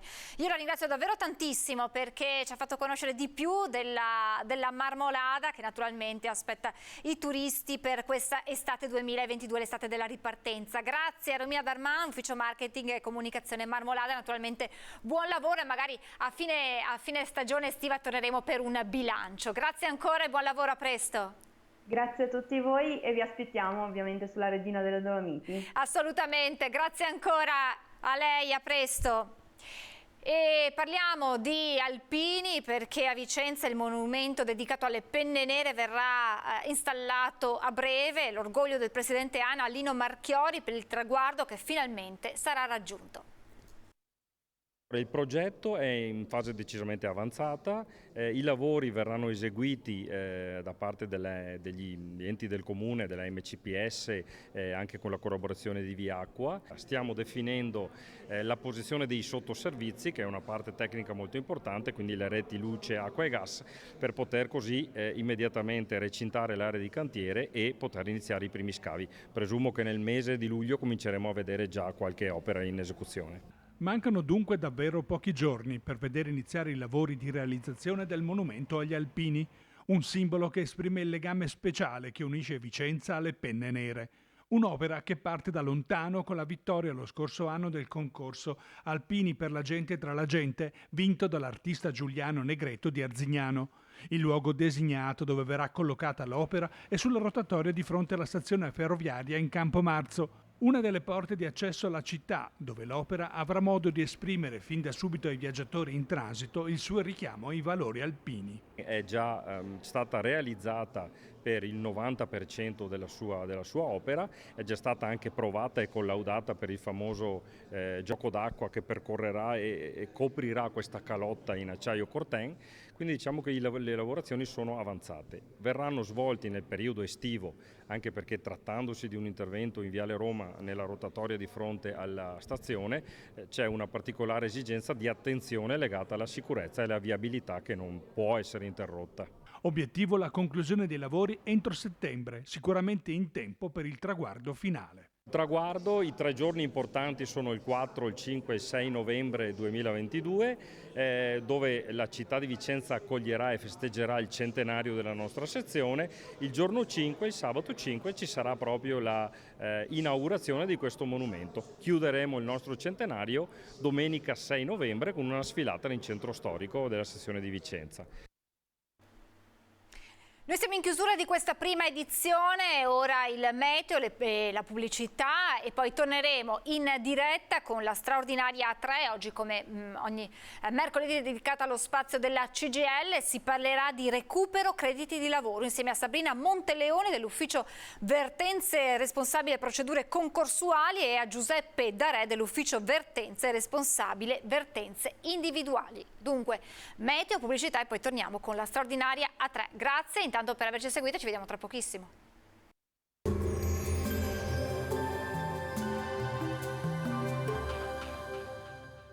Cooperativa Agricola Volpago. Da noi trovi la carne fresca di prima qualità, genuina e salutare per il tuo benessere. Ci trovi a Volpago del Montello, Pieve del Grappa e Tre Baseleghe. Benvenuti al meteo. Dopo il veloce passaggio temporalesco, il tempo torna ad essere in prevalenza stabile, con l'anticiclone ancora più forte. Vediamo il dettaglio di mercoledì 29 giugno. Sul Veneto avremo un ampio soleggiamento, cielo sereno o al massimo poco nuvoloso. Sui monti alternanza di nuvole e rasserenamenti, con varie piogge durante le ore pomeridiane. Fenomeni che potrebbero poi estendersi anche alle zone pedemontane e a quelle pianeggianti adiacenti. Temperature senza particolari variazioni, minime tra 20 e 24 gradi, massime invece comprese tra i 29 e i 33 gradi. Spostiamoci ora sul Friuli Venezia Giulia, su pianura e costa cielo poco nuvoloso. Sui rilievi in giornata sarà possibile qualche rovescio o temporale sparso. Temperature minime tra 20 e 24 gradi, massime sui 30-32 gradi. Infine spostiamoci sul Trentino Alto Adige, anche qui sarà soleggiato inizialmente, nelle ore pomeridiane più instabile con locali acquazzoni sparsi. Temperature minime intorno ai 16-17 gradi, massime infine sui 30 gradi all'incirca. Dal meteo per ora è tutto, vi auguro come sempre un buon proseguimento con Antenna 3.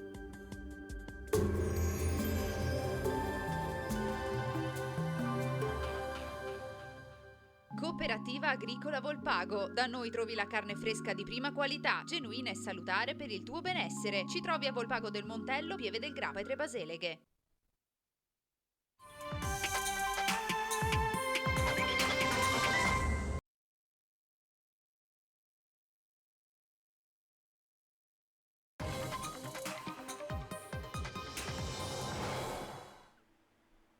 Siamo tornati in diretta come anticipato con la straordinaria 3 dedicata come ogni mercoledì alla CGIL. Oggi parliamo di un tema molto importante, il recupero crediti di lavoro. Lo facciamo insieme ai miei ospiti che vado subito a salutare. Inizio con le signore. Buongiorno a Sabrina Monteleone dell'ufficio Vertenze, responsabile procedure concorsuali. Buongiorno, grazie per essere con noi. Buongiorno anche a Giuseppe Darè dell'ufficio Vertenze, responsabile vertenze individuali. Buongiorno. Buongiorno a tutti. E allora il numero in sovrimpressione è lo 0422 1628332 per intervenire in diretta e fare domande ai nostri ospiti sul tema di oggi. Inizio da lei, Darè, ufficio vertenze individuali, ovvero di che cosa parliamo, e diamo anche qualche numero anche per in qualche modo inquadrare la situazione, perché i numeri quando si parla di vertenze fotografano un po' lo stato di salute della nostra economia.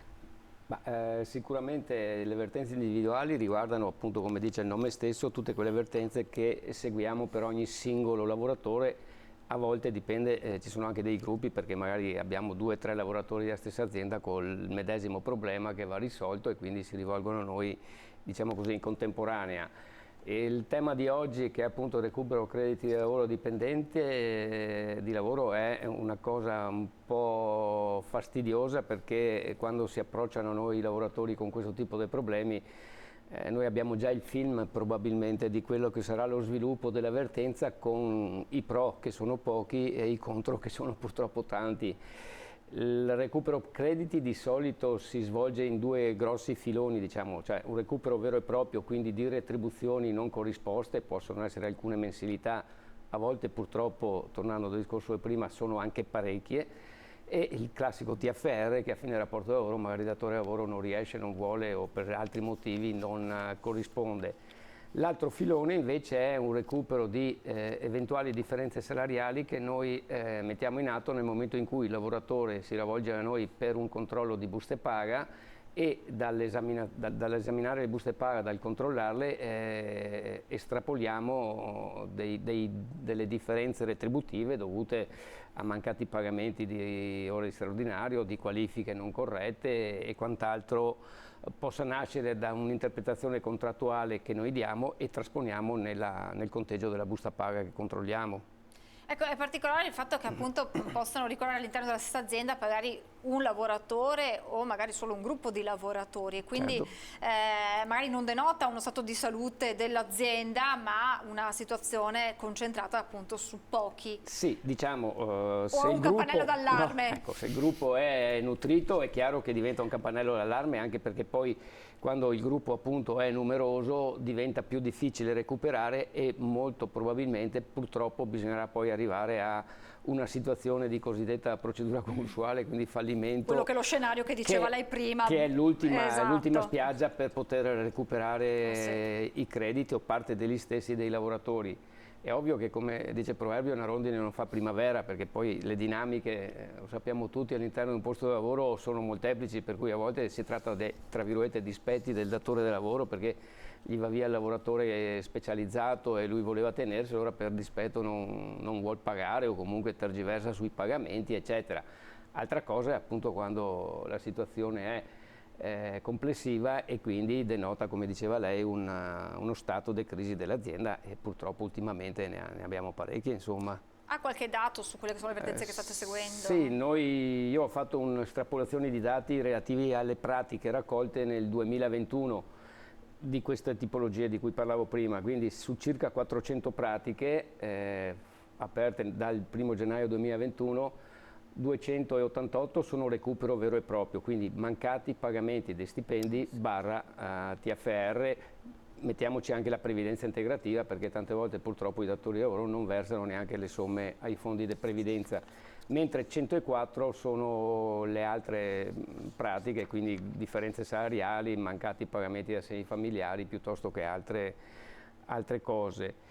Su queste 392, perché poi qui entriamo nel merito anche della tempistica che a volte diventa lunga, solo, tra virgolette, 127 ad oggi sono state chiuse, per cui vuol dire che solo 127 sono state composte in qualche modo, di cui una sessantina è stato recuperato il 100%, una decina circa un recupero parziale e il resto poca cosa, circa 26-30 sono andate a finire nelle procedure concorsuali, quindi nel fallimento dell'azienda, o tra virgolette per merito nostro oppure perché l'azienda è fallita di suo per altre azioni proposte da creditori diversi dai lavoratori, insomma.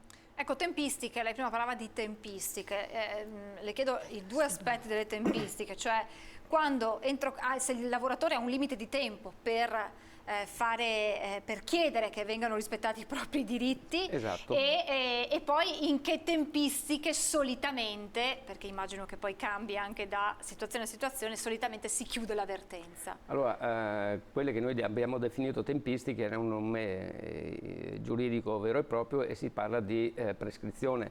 La prescrizione decorre normalmente dal momento della cessazione del rapporto negli ulteriori 5 anni successivi, per cui se io in qualche modo interrompo questo termine ricomincia a decorrere, ma se, come qualche caso per fortuna raro è successo, il lavoratore si è rivolto a noi dopo i 5 anni, praticamente tutto quello che lui aveva come credito nei confronti del datore di lavoro è andato perso, proprio perché la legge prevede che l'attivazione del proprio diritto deve essere fatta in questo lasso di tempo.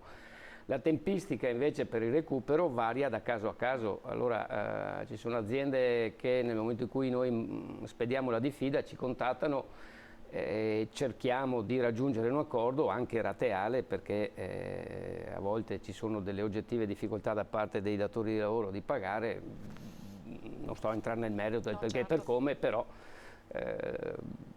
come dire, ricordo solo che il TFR andrebbe accantonato mese per mese, anno per anno, per cui lì è un po' una carenza del datore del lavoro, ma quasi nessuno lo fa e quindi purtroppo alla fine del rapporto di lavoro il problema nasce. Quindi qui è la cosa, se l'azienda si mette a discutere seriamente con noi e è disponibile a trovare una soluzione anche rateale, noi pratichiamo questa strada.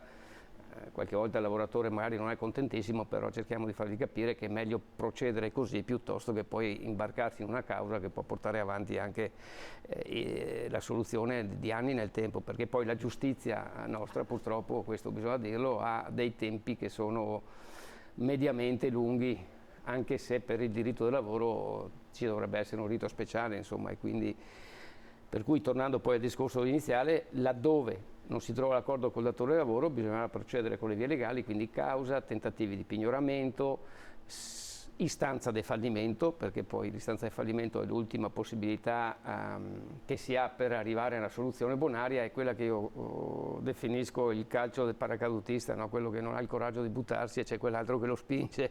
Qui l'azienda, se è disposta a salvare il salvabile, viene a discutere e troviamo una soluzione. Se invece non ha più nulla da perdere perché è decotta, è chiaro che andrà verso il fallimento. E a quel punto il recupero passerà nelle mani della Sabrina e delle sue coadiutrici e delle procedure concorsuali. E allora poi con Giuseppe Darè entreremo nel merito e daremo anche qualche strumento proprio pratico a chi ci sta guardando da casa per quanto riguarda i documenti, a chi rivolgersi, insomma anche come comportarsi, anche noi stessi possiamo essere, fare tanto. Però introdurrei un attimo, Sabrina Monteleone, quello che poi è lo scenario peggiore, diciamo, che si può verificare, di cui faceva accenno proprio Giuseppe, quindi il fallimento. E quindi chiedo anche lei di inquadrare anche magari con qualche numero. Beh, per i numeri ho dato un'occhiata insomma agli ultimi anni, pre-pandemia e post-pandemia. Nel 2018, parliamo di provincia di Treviso, abbiamo avuto 155 fallimenti, nel 2019 160, nel 2020 116, pur essendoci la pandemia, quindi il Tribunale comunque ha lavorato in qualche maniera. Nel 2021 siamo sempre su 116, come nell'anno precedente, e ad oggi siamo già a 36 fallimenti.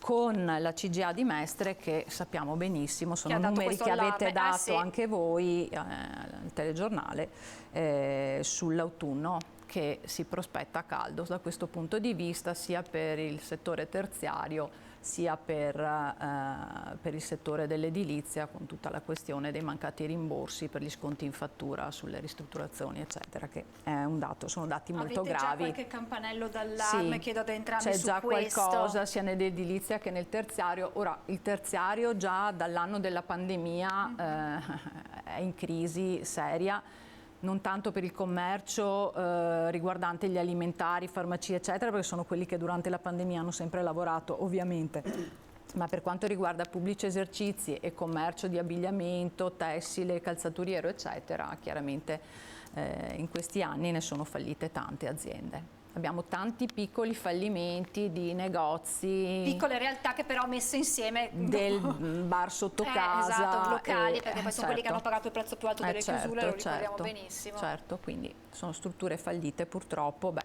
penso che chi passeggia per Treviso già da solo possa vedere che c'è stata una moria di attività, anche di piccole attività, piccole e medie attività, insomma. Dopo abbiamo avuto crisi di aziende importanti, abbiamo visto la Stefanel che è in amministrazione straordinaria, abbiamo visto la Tessitura Monti, insomma sono imprese grosse che sono in amministrazione straordinaria e che si stanno andando pian piano a concludere. Però effettivamente abbiamo avuto delle grandi botte a livello provinciale. Questo appunto dicevo prima, i numeri a volte sono freddi, però danno l'idea di che cosa significa, purtroppo sì. Sono importanti anche per questo. Quindi voi entrate in gioco quando ormai la situazione non è più... Noi in questi ultimi 4 anni, solo come CGL, quindi provinciale, come ufficio vertenza e procedure concorsuali, abbiamo assistito circa 1800 lavoratori.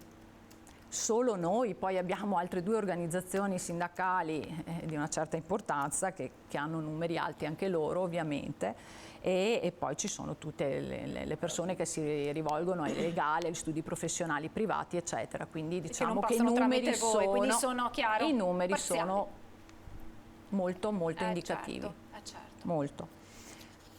E come funziona poi tutto il percorso?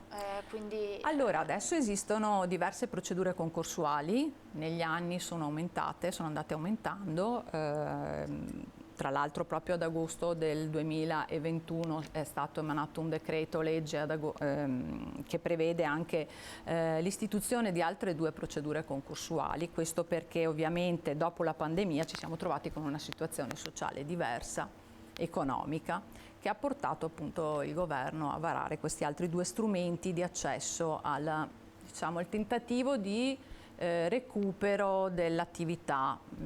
È un tentativo di tenere in piedi le strutture aziendali e di proporre dei piani di rientro economici del credito, insomma. Verrebbe da chiedere quante volte questi tentativi vanno a buon fine. Poche. Prego. Poche, perché purtroppo abbiamo uno strumento a livello nazionale che è molto importante, che è il concordato preventivo, che è quello più utilizzato quando c'è la volontà o sembra ci sia la volontà o si vuole dare purtroppo la sensazione di voler tenere l'azienda in piedi. Ecco, quindi il concordato è quello più usato, più utilizzato come struttura. Purtroppo il concordato più usato è quello con riserva, che a me lascia sempre, ma questo è un commento personale ovviamente, lascia sempre un po' di amaro, perché è quel concordato che io chiedo di poter aderire, però già non ti presento un piano. Mi dà del tempo il tribunale per poter presentare un piano, 60 giorni per le quali poi si può anche chiedere la proroga, e in questo periodo io posso continuare a vendere, comprare, posso continuare con l'attività lavorativa. Oltre certe transazioni, quindi con una certa importanza, devo chiedere l'autorizzazione al giudice per poter pagare, ovviamente, però sappiamo insomma che possono essere delle attività anche che vengono protratte per poi non c'è sostanza. Certo. Ecco. I fallimenti sono quelli più frequenti, ovviamente, si può passare anche da tutte le altre procedure a fallimento, quindi il fallimento è sempre l'ultima procedura, in assoluto, ok? Il fallimento ovviamente viene decretato con una sentenza del tribunale, e molto spesso la gente ci telefona e ci dice: ma vorrei un appuntamento perché la mia azienda è fallita, ma per fallita intendono che ha cessato l'attività. Ecco, c'è questo qui pro quo che bisogna sempre chiarire. Questa cosa è verificabile anche da noi, perché ci sono dei siti, c'è il sito per esempio del Tribunale di Treviso, basta digitare su Google fallimenti Treviso e uno entra nel portale, digita il nome della propria azienda e può verificare se effettivamente è stata dichiarata fallita. Perché fino a quando non c'è non c'è la sentenza di fallimento, il fallimento non c'è. Sulla carta, è una sentenza. È una sentenza, viene nominato un giudice delegato, un curatore fallimentare che quindi fino a quel momento non ci si può nemmeno muovere. Ci si può muovere andando dall'altro lato del tavolo, quindi da singolo. Sì, esattamente, da singolo o anche collettivamente. Certo, però con un'altra modalità, diciamo. Allora, diciamo che noi consigliamo sempre, nel momento in cui si cominciano ad avanzare 2 retribuzioni arretrate, vuol dire che l'azienda è in crisi. Consigliamo di verificare se si hanno i fondi di previdenza complementare, entrare dentro il proprio portale, andare a verificare se il datore di lavoro ha fatto i versamenti, se c'è il fondo di tesoreria, chiedere all'INPS un estratto del fondo di tesoreria per vedere se effettivamente il datore di lavoro ha sempre effettuato i versamenti. Cioè ci sono tutte queste possibilità, diciamo, oltre alla retribuzione che noi non abbiamo visto accreditata, ci sono anche tutte queste altre possibilità. Nel momento in cui si verifica che si cominciano a saltare, cioè che il datore di lavoro ha cominciato a saltare questi pagamenti, si dice che l'azienda entra in crisi. La crisi è quando comincio a pagarti con un certo ritardo. L'insolvenza è quando io proprio non riesco a pagarti più. E quando c'è l'insolvenza bisogna esserci già mossi, sarebbe bene già essersi mossi, ovviamente. La interrompo un attimo perché vedo che abbiamo una telefonata in linea. Pronto, buongiorno. Pronto?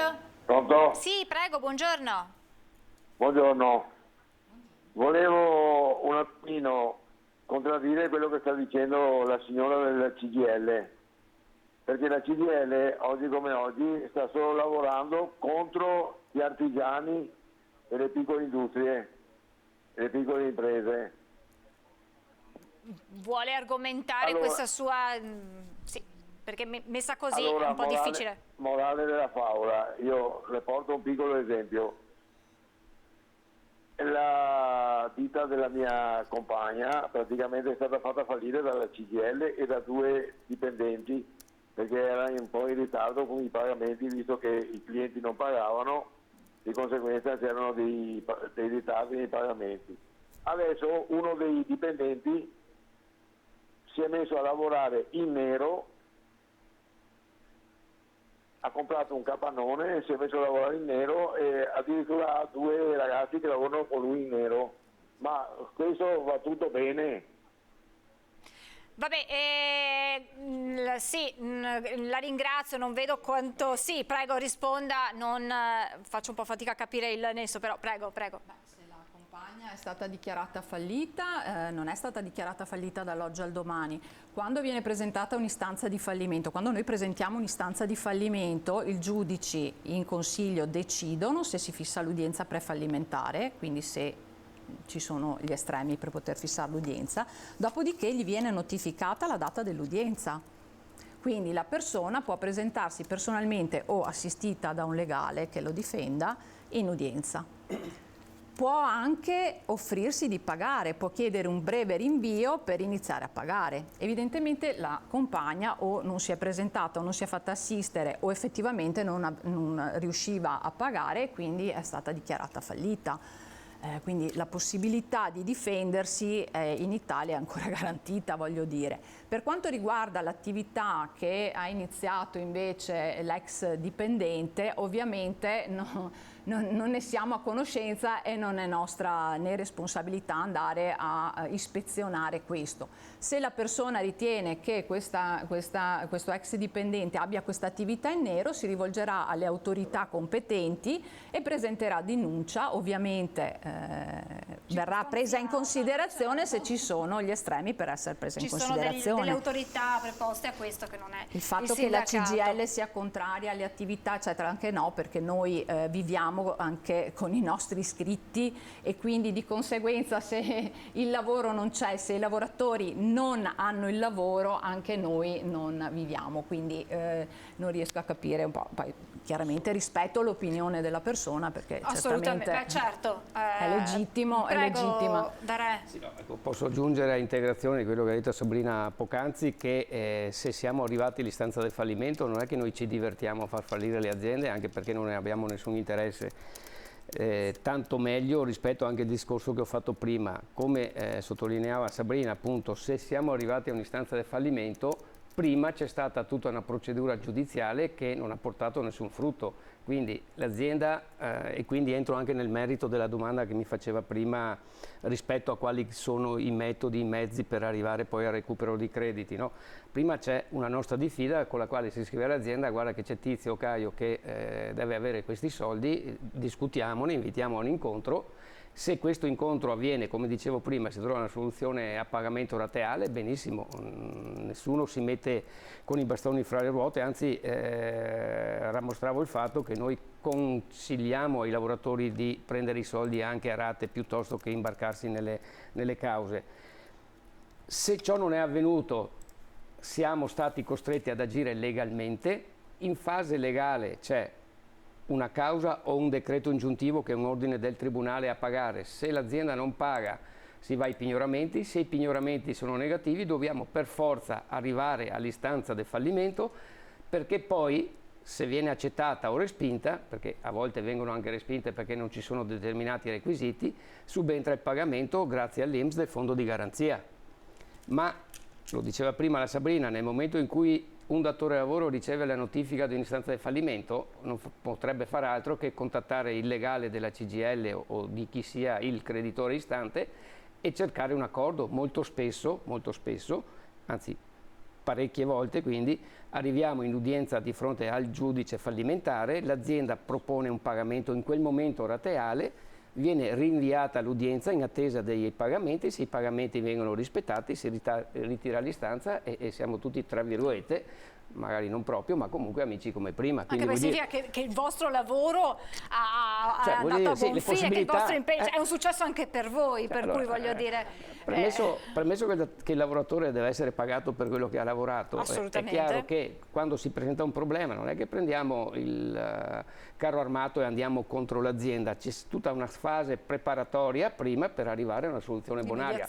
Se ciò non è possibile, siccome l'unica soluzione per il lavoratore è recuperare il TFR e parte delle ultime 3 retribuzioni è il fondo di garanzia INPS, la legge prevede che per arrivare al fondo di garanzia si faccia istanza del fallimento, quindi ribadisco, noi non ci divertiamo a far fallire le aziende, è un passaggio che è obbligato, punto. Il fallimento è un fallimento per tutti. Assolutamente, anche per la società, principalmente per la società che viene ovviamente, certo, ma anche per noi falliscono le trattative, fallisce l'avvertenzialità.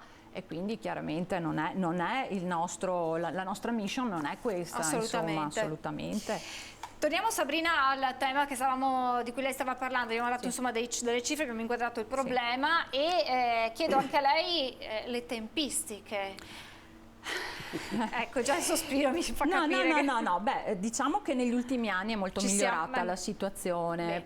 Perché dopo l'uscita della legge Pinto, che ovviamente mette lo Stato in difficoltà perché lo porta a pagare il risarcimento danni a quelle persone che hanno visto i loro processi, diciamo, durare troppo nel tempo, ok? Ovviamente sono state date delle direttive dal Ministero di Grazia e Giustizia per cui si deve stringere i tempi, si devono stringere i tempi, e quindi adesso se in un fallimento si vede che ci sono delle possibilità di recupero, quindi la curatela vede che ha dei beni da vendere, siano mobili che immobili, se ci sono dei crediti da recuperare e vede che ci sono delle possibilità di recuperarli, perché succede che cosa? Che in molti casi l'azienda fallita avanza soldi da altre aziende che sono fallite. Ecco, anche questa è una catena, è un serpente che si mangia la coda ovviamente, e quindi è chiaro che in queste situazioni qua bisogna valutare se ci sono possibilità di recupero. Nel momento in cui non ci sono possibilità di recupero, il curatore lo evidenzia al giudice delegato e si decide di chiudere la procedura. Ci sono molte procedure al giorno d'oggi che vengono chiuse per mancanza di attivo. Addirittura succede qualche volta che non facciano neanche l'udienza di verifica dei crediti, cosa che per noi è dannosissima, perché abbiamo dei lavoratori che non sono ricorsi alle vertenze, quindi che non sono andati da un legale per presentare un decreto ingiuntivo e quindi fare una richiesta effettiva per riavere il proprio credito, per rientrare del proprio credito, e se non viene fatta la verifica dello stato passivo, quindi non viene verificato il proprio credito, l'INPS non interviene con il fondo di garanzia, perché il credito deve avere determinate caratteristiche. Quindi consiglio, sempre senza entrare troppo nei tecnicismi che fanno fare estrema confusione, consigliamo sempre di 2-3 retribuzioni. Sei creditore, rivolgiti subito a chi di dovere, chiamaci, che vediamo un attimino qual è la situazione, perché oltretutto con 3 mensilità sappiamo che possiamo dare le dimissioni per giusta causa e avere diritto alla NASPI. Quindi è una cosa che può essere valutata dal lavoratore questa, e poi partire con il recupero crediti. C'è una tempistica per il recupero crediti? Cioè nel momento in cui c'è un fallimento c'è un limite entro il quale il lavoratore che attende i soldi che gli spettano? Allora, diciamo che in provincia di Treviso attualmente siamo abbastanza fortunati, nel senso che le udienze vengono chiuse il giorno dell'udienza stessa, non ci sono lunghi rinvii, il Tribunale non fa lunghi rinvii nei fallimenti, quindi da udienza il 29 di giugno si fa l'esame dei crediti e si chiude lo stato passivo e dopo 30 giorni posso andare a chiedere il mio TFR e le mie ultime mensilità, se ho ovviamente il mio credito ha le caratteristiche per poterlo fare, al fondo di garanzia dell'INPS. E l'INPS, sempre diciamolo, che negli ultimi tempi si è rimesso un po' in linea con i termini di legge, che sono entro 60 giorni dalla domanda devono liquidare, e lo fa in questi termini, diciamo.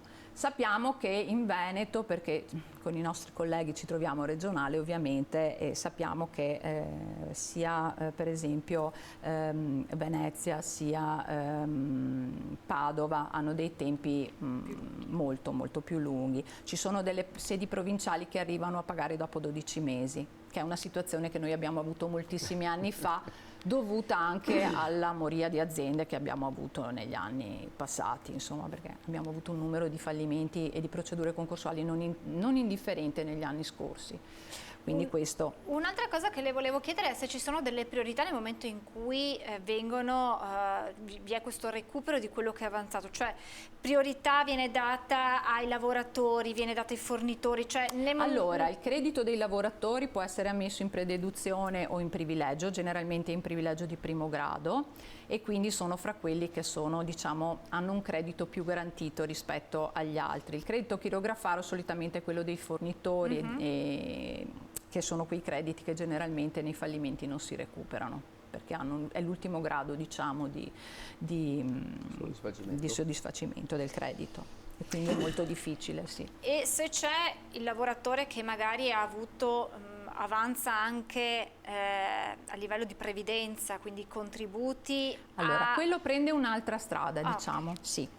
Allora, quando noi entriamo, adesso possiamo entrare con le credenziali, con lo SPID, a verificare anche la nostra posizione contributiva, e quando noi troviamo che l'azienda ha fatto le comunicazioni all'INPS tramite l'Uniemensi, ha comunicato che ho lavorato dal tal periodo al tal periodo e vedo scritta la cifra relativa al mio imponibile previdenziale, vuol dire che l'azienda ha dato quella comunicazione, quindi l'INPS sa che io ho lavorato per quel periodo e che avrei diritto ai contributi per quel periodo.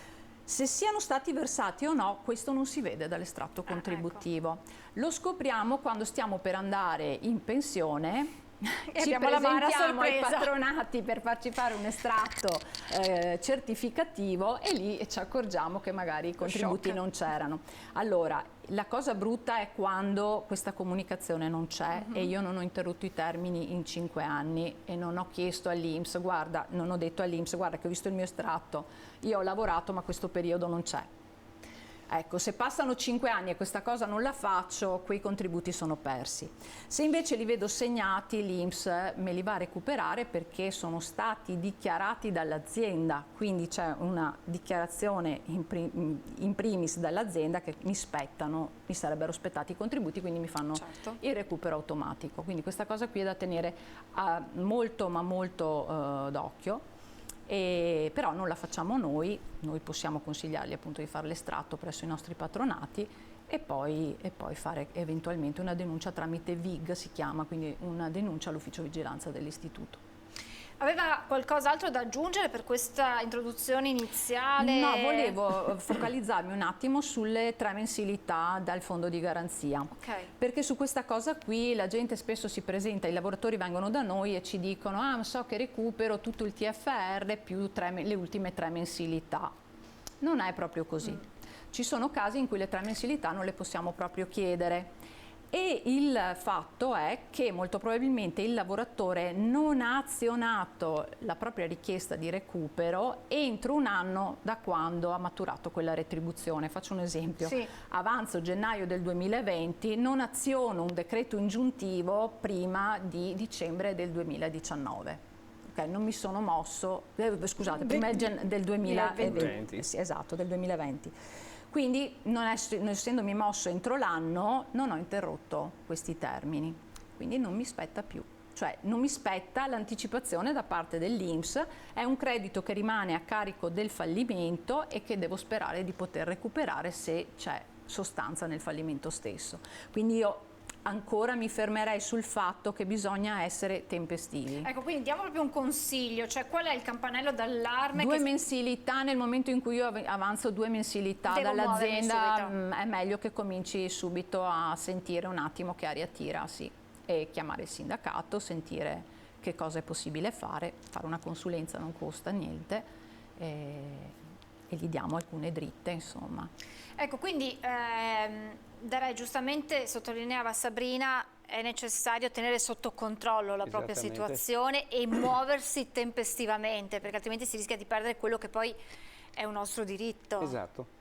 Perché il ragionamento che faceva Sabrina Dell'Anno per le procedure concorsuali vale pari per le cosiddette pratiche individuali, nel senso che se decorre l'anno dal momento in cui è maturato il diritto alla retribuzione, i miei soldi non li posso più chiedere al fondo di garanzia, posso recuperare chiaramente il TFR, quello sì, sempre che svolto nell'ambito dei famosi 5 anni di cui parlavo prima.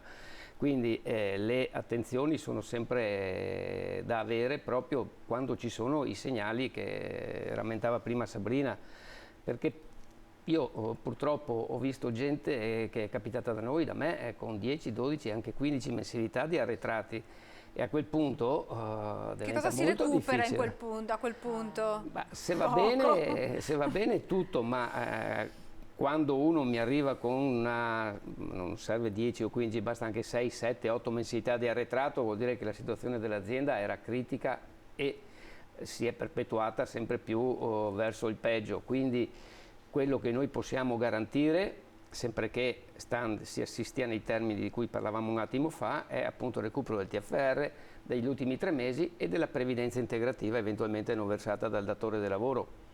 Questa è la certezza. Che poi anche qui le 3 mensilità, se uno ha uno stipendio di 2.500-3.000 euro, non è che l'INPS gli rifonde lo stesso stipendio, perché l'INPS paga con dei massimali, quindi adesso il massimo delle 3 mensilità mi pare che si aggiri sui 2.800 euro, Sabrina correggimi, lordi se sbaglio. Quindi a prescindere da quello che era lo stipendio che il lavoratore aveva. Proprio perché c'è il massimale che deriva dalla cassa integrazione in pratica, mentre il TFR fortunatamente e la previdenza integrativa si recuperano al 100% e quindi da questo punto di vista stiamo un po' più tranquilli. Ecco perché molto spesso le persone poi fraintendono, ma i 3 mesi io prendo 2.000, secondo me mai solo così pochi, perché purtroppo la realtà è che c'è il massimale. Un'altra cosa, cioè che comunque l'INPS, anche se sto dentro il massimale, non mi dà tutto, perché deve essere retribuzione ordinaria, devono essere ferie, permessi goduti. Se io ho il saldo nell'ultima busta delle ferie non godute, dei permessi non goduti, di ore straordinarie, eccetera, quelle l'INPS non le paga. Quindi io posso stare dentro il massimale o arrivare al massimale con queste voci, ma l'INPS mi pagherà la cifra inferiore, che è quella della retribuzione ordinaria o delle ferie godute o delle festività godute. Tutto ciò che non è goduto, l'indennità sostitutiva del preavviso, lì non interviene l'INPS. Quindi bisogna stare attenti quando, cioè dire le ultime 3 mensilità, che poi non sono gli ultimi 90 giorni dalla data di cessazione del rapporto di lavoro. Quindi insomma è sempre bene informarsi su questo. Un'altra cosa che vorrei chiarire è che spesso i lavoratori vengono da noi e non sanno esattamente cosa avanzano, nel senso hanno le buste paga, però supponiamo ci sono molti datori di lavoro che quando entrano in crisi ti pagano con acconti, ti fanno il bonifico 500 euro, 300, i rotti della busta. E via di seguito il lavoratore perde un po' la cognizione di quello che deve avere e succede spesso e ci portano i loro estratti conto da controllare. Questo non sarebbe effettivamente il nostro lavoro, lo facciamo in situazioni critiche perché ovviamente abbiamo un occhio diverso diciamo dalla persona, verifichiamo alcune cose, gli acconti se possibile cerchiamo di detrarli dai crediti meno garantiti. Anche quella è una cosa che bisognerebbe, potendo farlo, sarebbe bene farlo, quando il datore di lavoro comincia a pagare con acconti, dirgli guarda non mi specificare a che retribuzione si riferiscono, scrivimi acconto e basta nel bonifico, perché se noi troviamo scritto acconto possiamo andare a dedurlo dal credito meno garantito. Se invece c'è scritto acconto, stipendio di agosto, su agosto, settembre, che io succede? Secondo orientamento giurisprudenziale che va per la maggiore adesso, ormai è un bel po' di tempo che c'è questo orientamento, io devo purtroppo detrarli da quella busta paga perché l'imputazione la fa il lavoratore se non l'ha già fatta il datore di lavoro. E questo è molto importante, quindi controllare gli estratti conto, prendere nota degli acconti ricevuti, conservare le buste paga in ordine, tenerle in un raccoglitore perché poi c'è gente a cui mancano le buste. Ci sono delle situazioni in cui, Beppi lo sa benissimo, nelle vertenze individuali, che se manca una busta magari se ce le abbiamo tutte riusciamo anche a come si può dire, ingiungere, fare il decreto ingiuntivo sulla busta di mezzo, perché con gli imponibili previdenziali riusciamo a ricavare, con alcuni giochi, diciamo, con i trucchi, riusciamo a fare queste cose, ma bisogna avere tutta la documentazione. Adesso faremo proprio un elenco della documentazione necessaria e soprattutto a chi rivolgersi, quindi la prima cosa da fare, abbiamo però una telefonata in linea. Pronto, buongiorno. Buongiorno dottoressa, lei e ospiti, sono Sebastiano D'Abano. Appunto, avevo chiamato ora la signora, per fortuna l'ha detto, che le ferie non li andrai mai a recuperare, quindi il primo campanello, come dice la signora giustamente, se io per fortuna lavoro in un'azienda serissima dove mi pagano e tutto, per fortuna. Io ho avuto un amico mio che lavorava in un supermercato, il supermercato è fallito. Questo amico mio aveva 90 giorni di ferie, i 90 giorni di ferie non li ha recuperati e il poverino ha lavorato qualche 3-4 mesi senza avere lo stipendio, gli davano acconto. Io sono del parere, cioè, se un datore di lavoro mi paga ad acconti, io non vado neanche più a lavorare, perché io vado a lavorare per avere uno stipendio e non per avere un acconto. Perché i datori di lavoro, quando ci sono i propri clienti, si fa pagare, non è che al cliente gli dice dammi l'acconto, quindi i soldi li prende. E quindi perché io devo andare a lavorare con acconti di 200-300 euro che magari dopo quei soldi non li andrò mai più a recuperare? Perché si sa, se un datore di lavoro ha una crisi, se non ti paga dopo 3, 4, 5 mesi, non ha pagato prima, figuriamoci, il debito andrà sempre a aumentare, sarà difficile a pagarti, quindi dovrai chiedere fallimento e tu hai perso del tempo per niente. La ringrazio e mi scusi per lo sfogo, una buona giornata. Grazie. Anche se alle volte però magari il dipendente pensa di andare incontro alle esigenze, magari è un momento difficile del datore di lavoro, si accontenta tra virgolette di quell'acconto sperando che poi la situazione migliori. Soprattutto se lavora in un'attività piccola, soprattutto dove si crea un rapporto di famiglia, sta lavorando da tanti anni, esatto. Soprattutto se appunto c'è un rapporto anche forse di pseudo amicizia, certo, diciamo di fiducia. così. Poi io, per fare un piccolissimo esempio, mi sono trovata in un fallimento 2-3 mesi fa a fare una domanda per un lavoro dipendente all'ordo INPS di 40.000 euro. Questo è andato avanti 4 anni, ho dovuto spulciare malloppi di estratti conto e confrontarli con le buste e lui non sapeva più neanche che cosa avanzava, e ho dovuto ricostruire la storia praticamente. Io in quell'attività so che non ci saranno molti soldi perché ho già parlato con la curatela e mi dice che ci sono poche possibilità, quel lavoratore rischia di perdere una marea di soldi. Ovviamente ha un TFR nutrito, per carità, quello lo recupererà dall'istituto, però tutti gli altri soldi molto probabilmente andranno persi ed è una cosa molto triste, insomma, oltre che dannosa per la famiglia, perché logicamente anche vivere con questa precarietà, con una famiglia sulle spalle, sappiamo che... E anche poi il signore che dice io se mi danno acconti non sto, però dobbiamo anche pensare che vivere con la NASPI soprattutto al giorno d'oggi è difficilissimo, soprattutto se si ha un nucleo familiare abbastanza nutrito e magari si cerca di dare una mano al datore di lavoro perché tiri avanti e perché sì, forse mi pagherà e finché non trovo un nuovo posto di lavoro faccio difficoltà a rassegnare le dimissioni, anche se, come abbiamo detto prima, abbiamo gli strumenti per darle per giusta causa e entrare in NASPI. Quindi ci sono delle situazioni che ovviamente facciamo un po' fatica a comprendere se non ci siamo mai trovati, diciamo. Sì. Ci dobbiamo fermare, abbiamo qualche istante di pubblicità e poi torniamo in diretta per continuare il nostro discorso. A tra poco.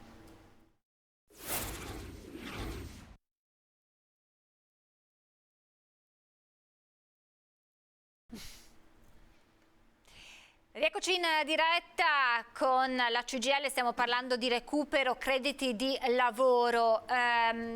Ci sono dei casi particolari, ad esempio in caso di maternità, di legge 104, di malattia. In questi casi che cosa può succedere? Come deve comportarsi il lavoratore? Allora, nella procedura concorsuale, quindi fallimenti, concordati, amministrazione straordinaria, chi più ne ha più ne metta, noi non possiamo insinuare al passivo questi importi, a meno che non siano andati in prescrizione, e vuol dire che sono passati 5 anni per gli assegni familiari e 1 anno per tutte le altre prestazioni, quindi indennità di malattia a carico INPS, maternità e via di seguito.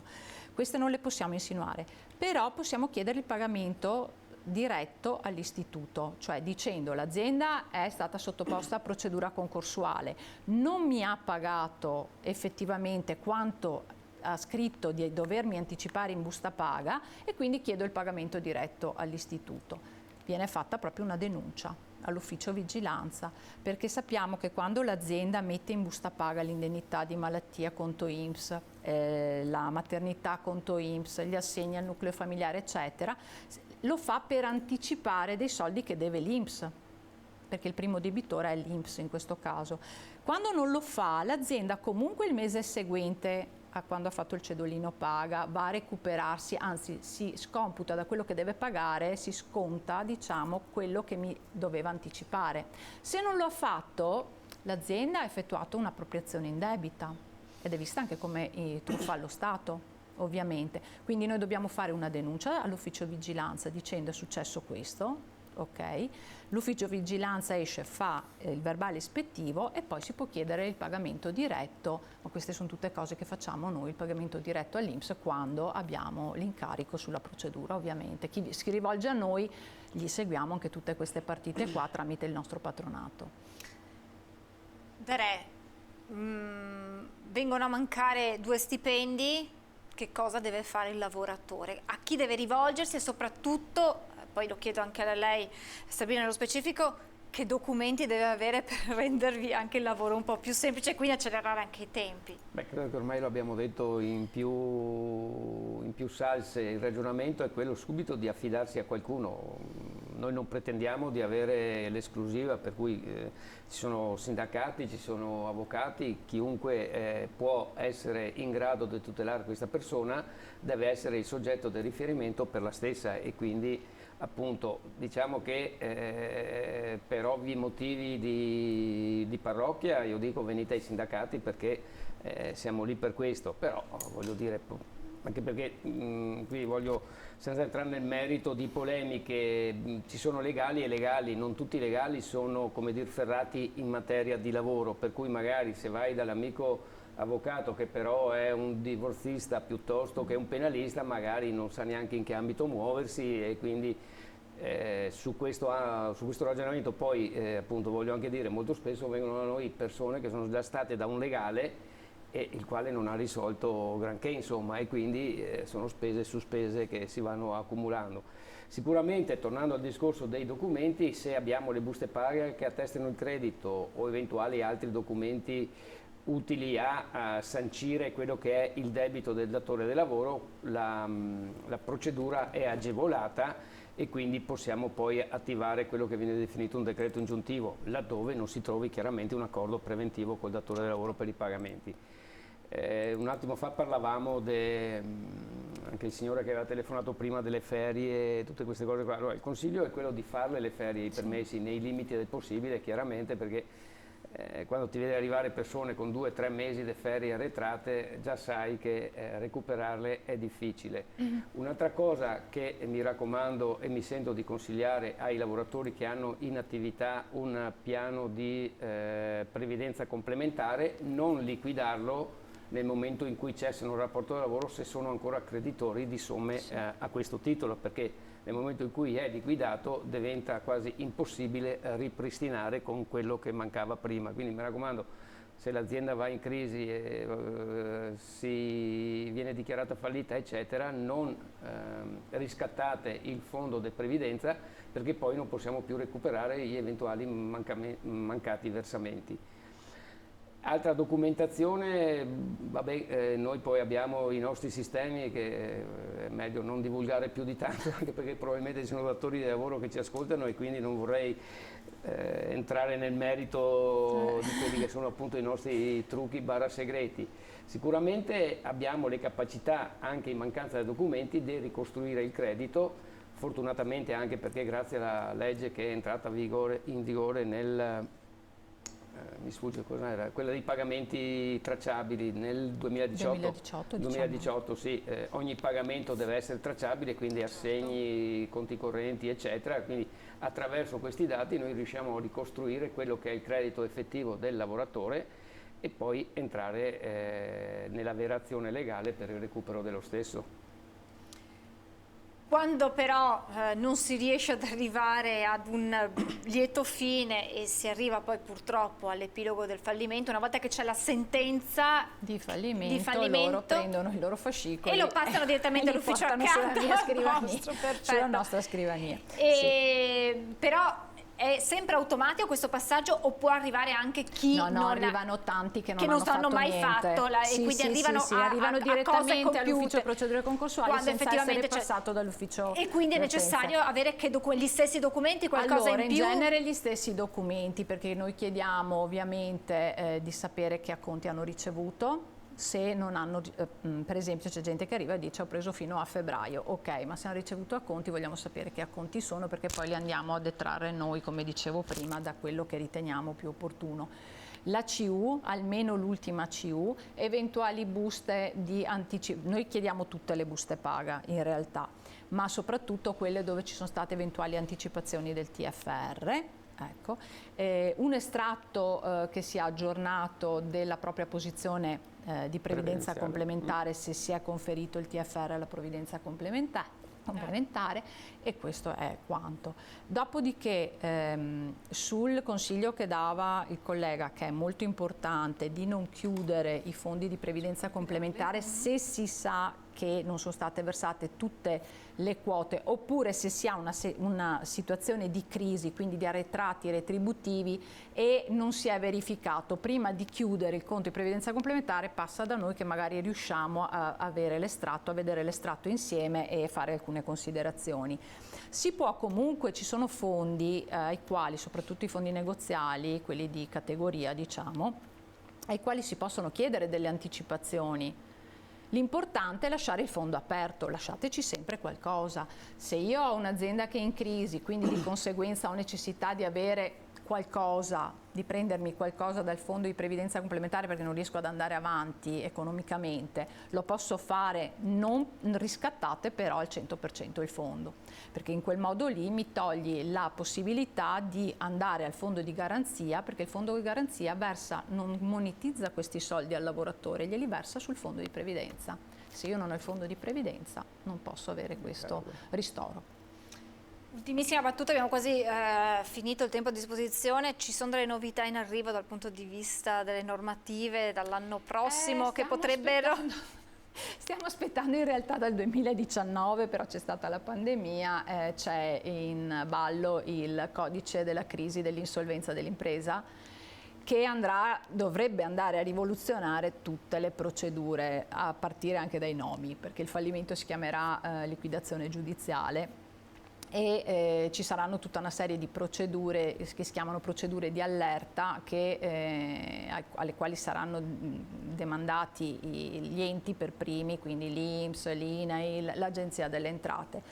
Questi enti dovrebbero fare che cosa? Nel momento in cui si accorgono che mancano 2 o 3 mesi di versamento dovrebbero suonare la campanella, detta così, e avvisare e dire guarda quell'azienda è in crisi, quindi bisogna aprire una procedura di crisi per vedere se si può fare il risanamento oppure se deve andare a procedura di liquidazione, quindi giudiziale, quindi all'ex fallimento. Quindi aiutare i lavoratori aiutiamo le aziende e dall'altra parte anche il lavoratore da ora speriamo, siccome questi enti dovrebbero essere messi in condizione di fare questo in teoria dal 2023, quindi ne abbiamo ancora.